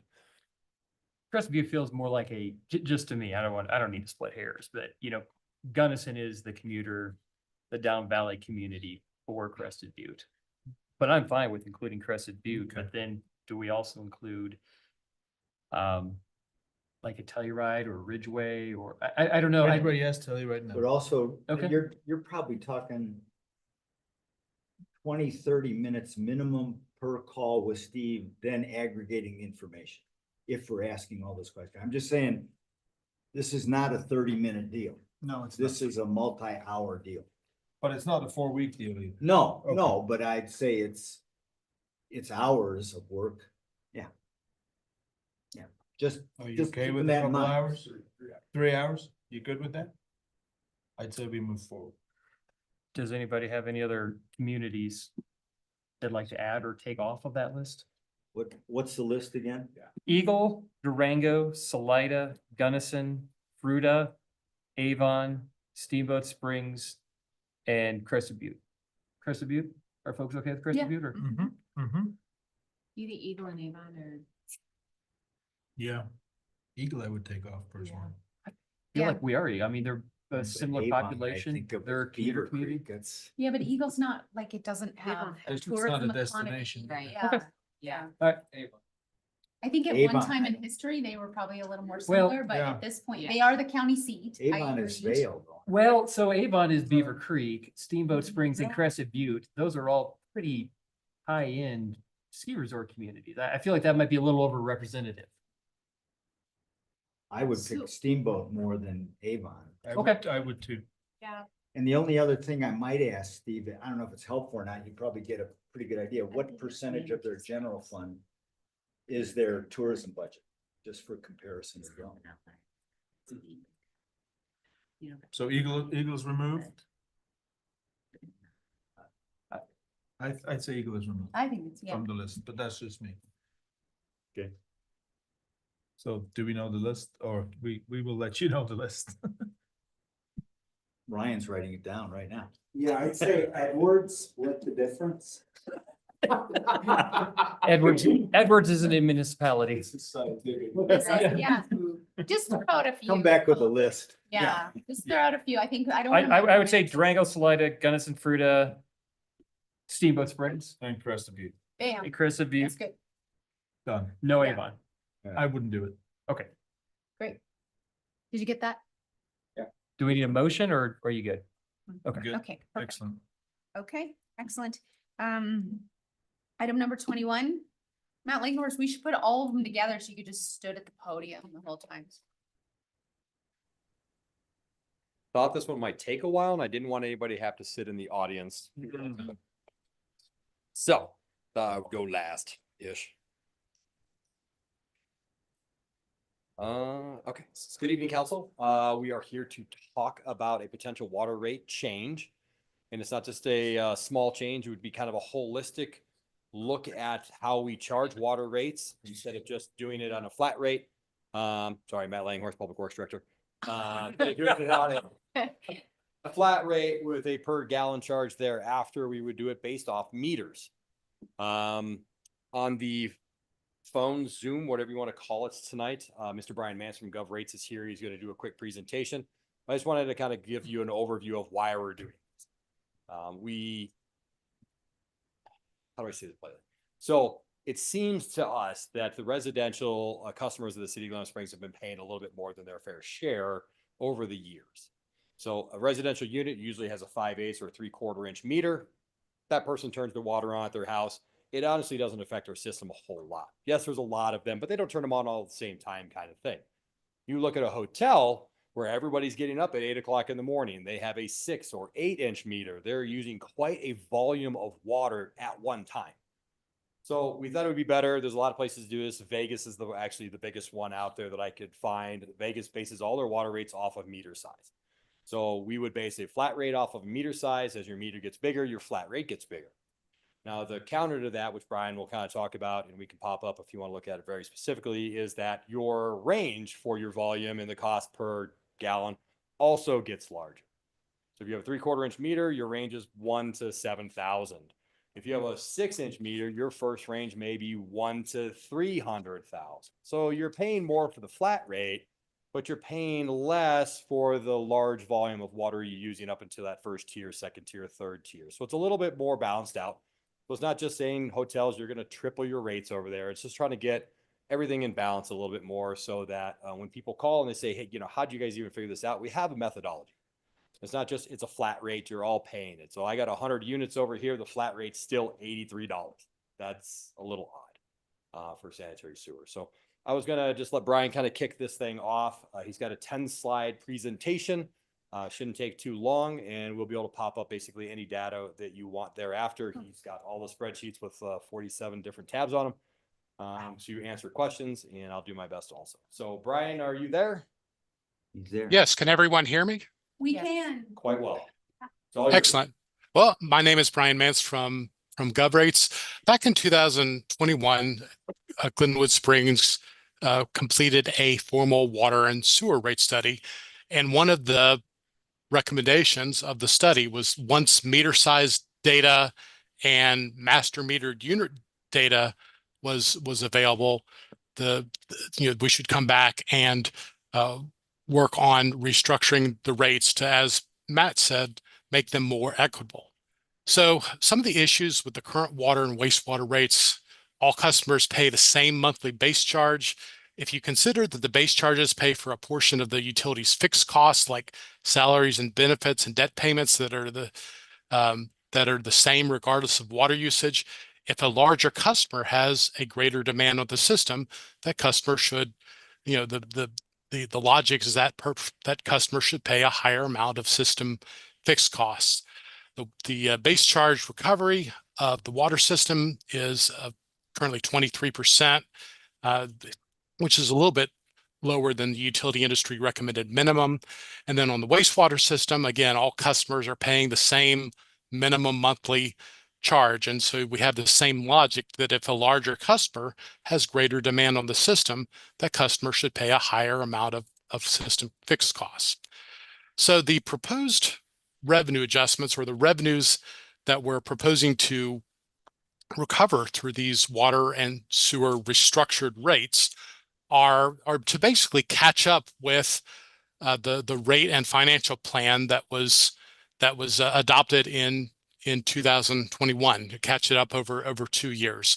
The rate and financial plan was adopted, and we're just trying to, but some of the years were not, the adjustments did not move forward, and so we're proposing to catch up over 2 years. Have restructured rates in 2025, and then uniform or across the board adjustments after 2025. So, and this table shows the catch up increases. So again, these increases were already adopted as part of the 2021 rate and financial plan. So 2025 restructured user rate highlights higher base charges for larger meter sizes. They're basically based on capacity relationships how much a larger size meter can handle compared to that of a smaller meter size. For the wastewater, we're recommending the replacement of the minimum charge with a lower base charge. We're recommending that the multifamily residential customers be charged based on the number of units. Right now, you could have one multifamily customer that has 10 units and another one that has 5, but they have the same meter size. And so, but obviously the one with the 10 units would have a greater demand on the system. As Matt was mentioning, we're recommending expanded price blocks for larger meter sizes, which again are based on meter capacity relationships. And if you it provides a better link to indoor or essential usage, discretionary, and excessive usage. So a larger meter size would have a more indoor or essential usage than a smaller meter size. And then irrigation water usage is priced as discretionary usage, so they don't get the indoor or essential price. So what we're doing is proposing rate restructuring to reduce the current subsidization of other customer classes by individually metered residential customers. So here you can see the different customer classes. Right now, when you look at under existing rates, individually metered residential customers are paying a higher. If I were to take the base charge and their usage charges and divide by their usage, they're paying an overall as a class $7.61 per 1,000 gallons, which is a lot higher than what other classes are paying. Irrigation, which is all discretionary usage, is actually paying the lowest lowest cost per 1,000 gallons. And so we're trying to make irrigation or water conservation. We're trying to promote water conservation, and like I said, they're being priced at a discretionary usage at the discretionary usage price. And then there's more. You can see that if the overall system cost is $7.46, you can see that the other customer classes are under the restructured rates are a lot closer to there's a lot less subsidization under the restructured rates. And it's the same on the wastewater side, where again, if you take the base charges and the volume charges and divide by the amount of usage, you get individually metered residential customers are paying a lot higher overall cost for 1,000 gallons of wastewater service than other customer classes, and we're trying to help remedy that. So here's a breakdown of the existing and projected water revenues by customer class, what they're currently paying for 1,000 gallons compared to the system average, and then what the proposed amount that they would be paying. It's important to note that this is just based on a point in time, and we would be transitioning from everyone paying the same rate to everyone to having differences in rates based on meter size. And so there will, the staff will definitely need to work with larger meter customers that might be requesting a review to make sure they have the right meter size for their demand. And it's customer responses to these rate structure changes could have significantly affect how revenue is recovered, but these restructured rates are more consistent with a typical rate structures that you see throughout the United States. And you can see how the overall revenue matches what the percentage revenue increase that we're proposing to have in 2025, which again we're just trying to catch up to the increases that were already adopted in 2021 as part of the rate and financial plan. And again, there's more of a fairness when you look at the existing cost per 1,000 gallons compared to the proposed cost, there's more there's more equity.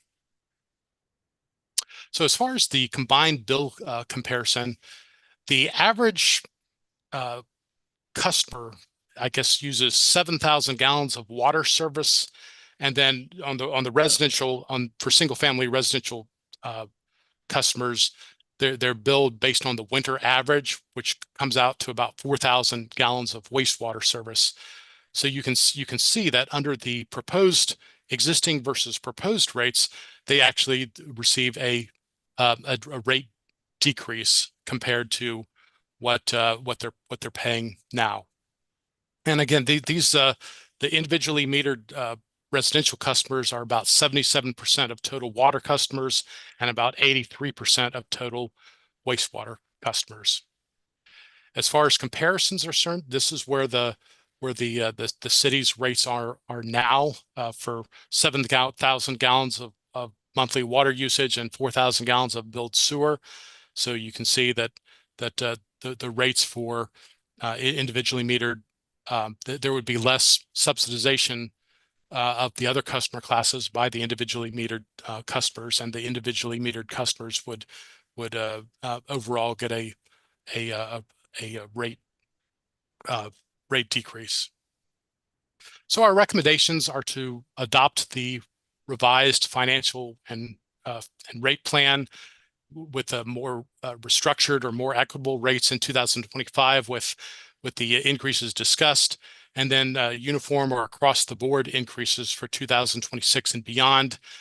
We've also recognized the elimination of the current 50% outside city surcharge for wastewater service. And we would recommend another formal rate study after the city has 1 or 2 years of operating performance under the restructured rates.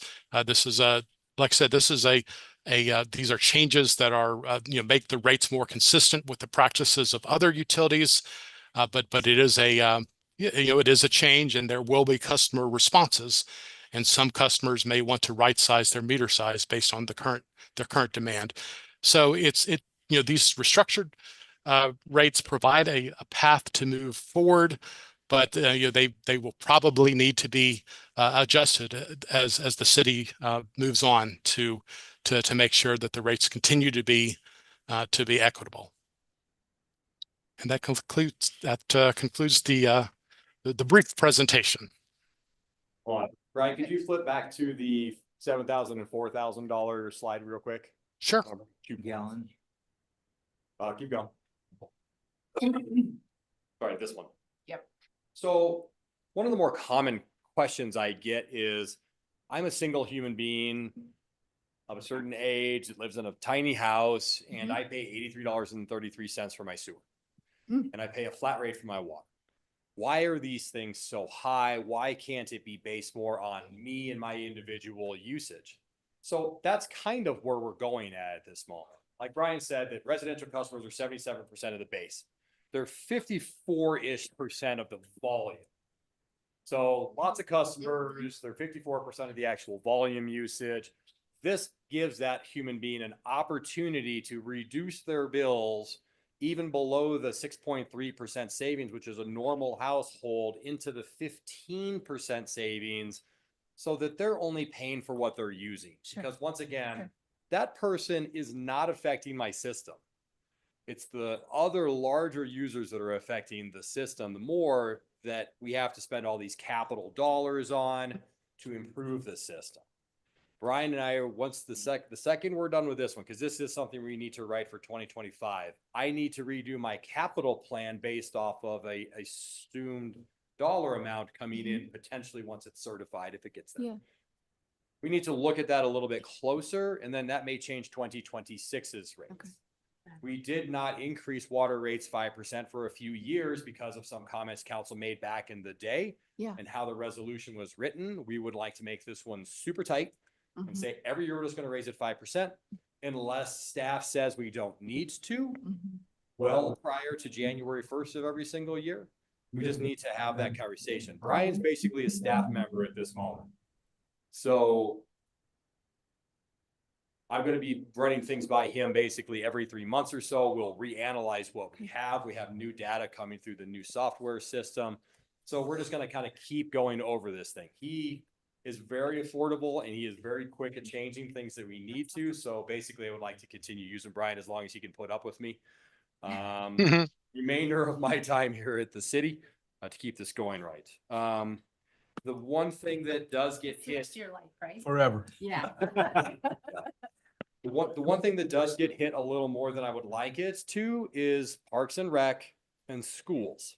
Yeah. We need to go into the schools and have a meter size conversation with them. They built them. They probably just put an 8-inch meter in. They was like, that's perfectly fine. They don't need it.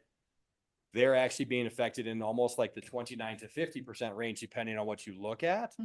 And then us as the city, who is most of the irrigation, are being hit pretty significantly. You saw the jump from $5 to $8 because it is discretionary use. Yeah. Is it important use? Yes.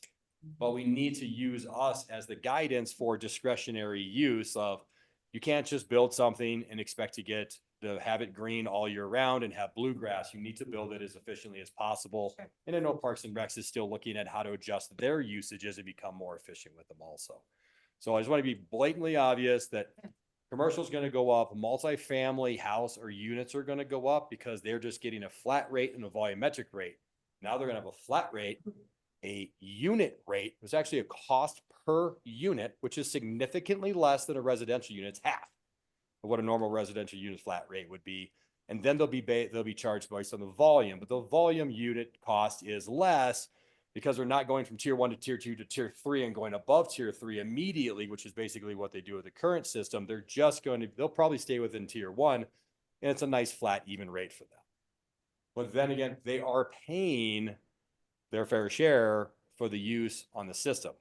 We know there's a whole bunch of units going in up on the top of the hill. We built an entire lift station for that to help balance that out. So those units have to help pay their fair share for the use on the system. Absolutely. So what questions do you have?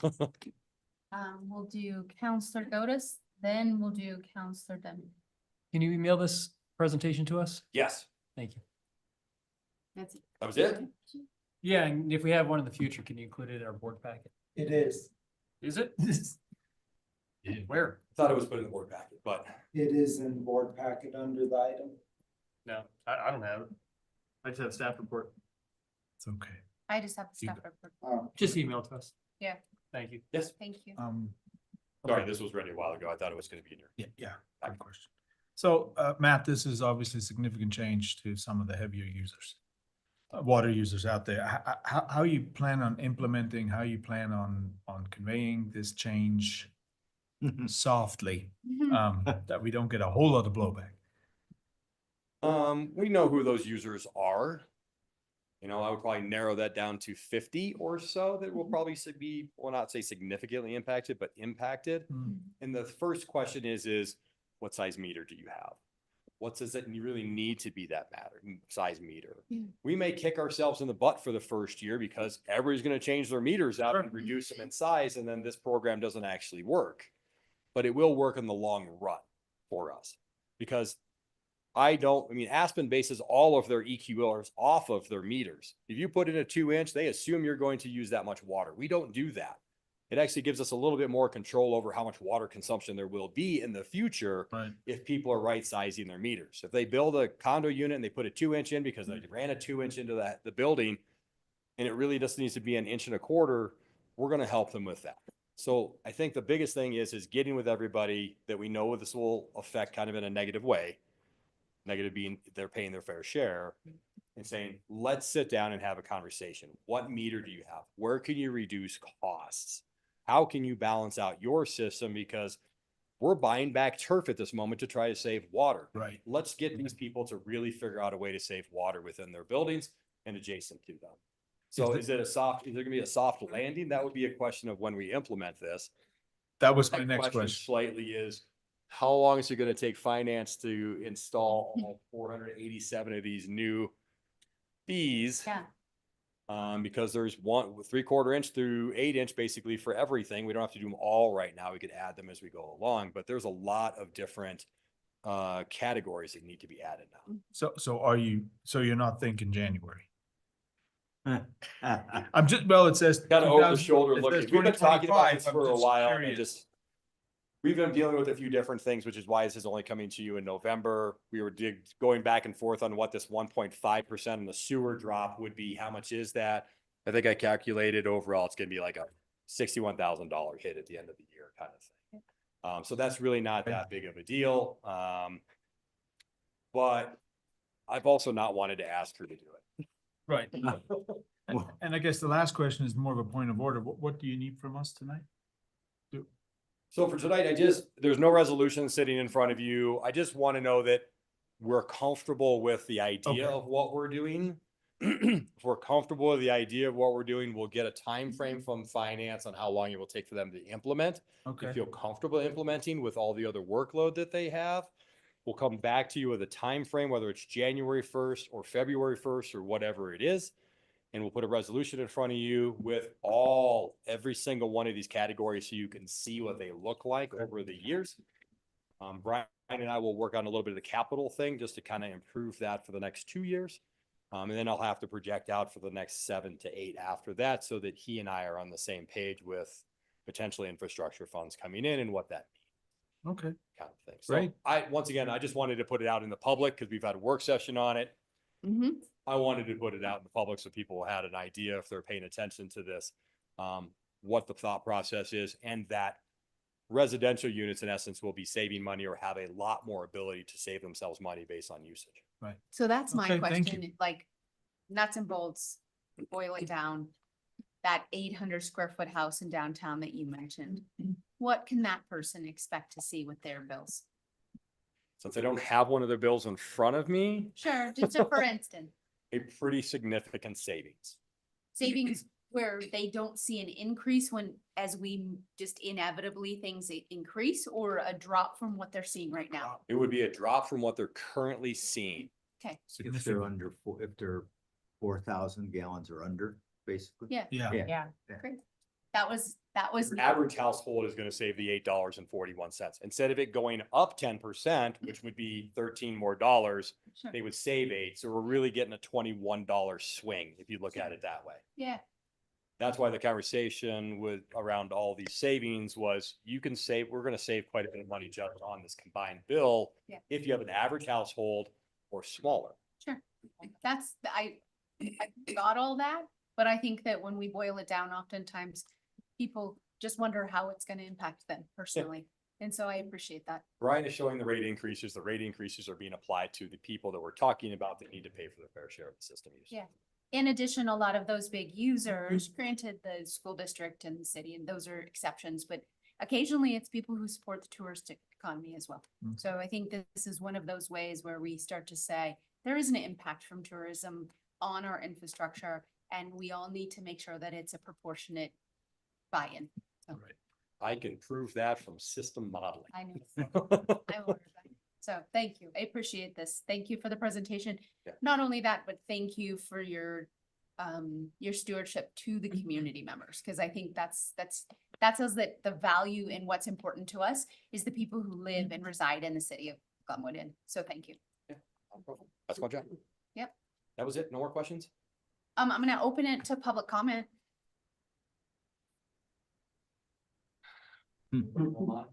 Wait till later. Okay. Yeah, right. Okay. Nobody in person. I think this is great. Anybody online? Okay, then I'll just say as well as Matt, thank you, Matt Langhorst, Brian Mance, thank you. Being a quasi city employee, we appreciate you. Maybe someday we'll meet. Thank you so much. Thank you. Okay, take care. Thanks for staying up late, Brian. All right. Where is he located? Florida. Florida. Wow. Okay, this is late then. Yeah. Okay, His Okay. house is Florida way. it's a little late. It's 10:30. Your time to be wearing a tie. Yeah. Okay. No, Have well, a good night. sometimes I have council meetings in Alaska, if you can believe it. Oh, wow. Okay. So, all Have a right, good thank night. you. I'm glad I Okay. got dressed up. What's that? I'm glad I got dressed up. That's a nice touch. Yeah, that's super professional. Okay, This is someone thunder sound. okay. I'm good. We're all talking about his jammy pants he's wearing under the suit.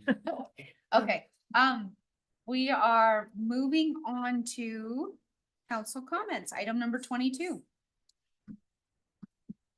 All your mics are lit up, so. I'll do it. Okay. Counselor Dick. All right, just a quick reminder to the public that we do have open seats on our boards and commissions. Please check the website. I know for a fact we have 2 on the Housing Commission. The other ones, please look it up if you're interested in any of them. I think we have 13 boards in all different directions. It's posted on the website. Thank you. Perfect. A little question, Steve. Yeah. We received Counselor a Schechter. report, but it was labeled draft. The third quarter report we received, it was labeled draft. Can we mention that? Do you mean the quarterly report Yeah. that we're doing? Yeah, you Yeah. can mention that. All right, I will mention it. We received the third quarter report from staff, and I would just say, anybody who reads it would give a standing ovation That was amazing. to what this Wasn't it? staff and It's city amazing. accomplishes, and I appreciate it greatly. If anybody, I don't know if we ever share it with the public, but at some point, if anybody is even the slightest bit critical about what they're getting for their buck, it is awesome. Thank you. It's a lot of work by you and staff, and it's incredible. Thank you. Anybody else want to make any council comments this evening? I don't think I have any. Yeah, go ahead. I'll Councilor Evans. go. I got a few things to say. Okay. Ryan Muse, thank you for the hat. But thank you for all the work you do. I know that this wasn't necessarily your election that you ran, but it just, as you were relaying the results of different things, it just struck me that you've had a lot of special election, municipal elections the last couple of years. And I know there's a lot of work, and we really appreciate the work you do, because those are not easy things to administer. And so I appreciate that. Thank you. I want to congratulate, I didn't thank you, I thanked Ryan. Thank you. Oh, okay. Okay. Okay. Well, you're welcome. Thank you, Steve. Congratulations to the community for passing the recent infrastructure tax on Tuesday. And thank you for the advocates and Community on the Move for their advocacy, and also for the opposition for encouraging a really robust community conversation. Matt Langhorst, a lot of the basis of this tax and the rationale was based on your analysis and your spreadsheets that you've had for 5 years. So thank you, because that's a lot of work, and I'm happy that it passed. You know, I'm glad we moved our community forward on Tuesday, as you know, the country as a whole took a big step backwards. President Trump and his policies are antithetical to Glenwood Springs.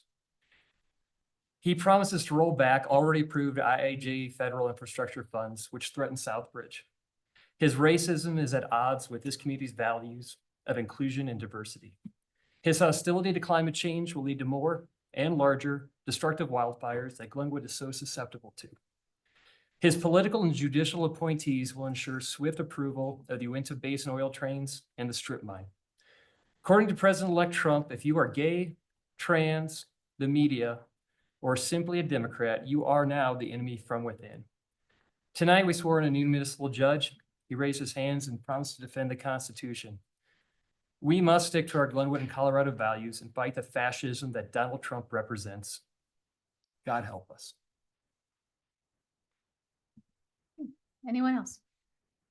Okay, I'm going to take a moment to acknowledge that Steve Boyd, our city manager, has now been in his position 1 full year. And I want to acknowledge, it was, I think, the 5th of November. You have done an excellent job. Thank you for your time, professionalism, dedication, just infinite wisdom, your grace in handling a lot of adversity in your first year. You've killed it, and we're very fortunate to have your leadership in the community. You've done great. Thank you. Yeah. So- Sure. Yeah. I didn't bring a cake. No. What? You didn't really mean anything. No, I did. I just didn't have time to bake. So thank you. And with that, I'll let you go ahead and make any comments you feel appropriate. Couple of quick things. We have a new fire truck. We set it up at the mall today. It's got a thing that goes way up. I think it's called a, like. Ladder truck? It's a thing. It's a thing. Were you on And, top? Did you uh, drive it yet? I haven't driven it yet. They won't let me. It should be into service, excuse me, in December. So we'll do an event and have the kids come crawl on it and stuff. That's pretty cool. The other thing I was going to tell you is that a few twists and turns aside, I think that we've got it worked out with the property owners and the HOA and Pine, who owns Adventure Paragliding. Thanks to for Carl for an assist at the end of that, but I think that we've got that worked out so he can stay in business. Excellent. Awesome. Excellent. I think that's it for me. Okay, thank you. I got nothing. Okay, Fair. excellent. Okay, well, with that in mind, if you can announce the location, it's. Yep, Madam Mayor, given the time being 8:30, we're moving on to Doc Holidays tonight. Okay, Rita, thank you all so much for attending this evening. And I will look for a motion to adjourn. So moved. Second. All those in favor? Aye. Any opposed? Motion passes. Thank you all. Have a great night. Stephen Carl, I have a question for you. Thank you, Ray. No problem. You know, I'll say something nice about you every meeting as long as you give me another hat. They're curious about like. If anybody else wants one, if any.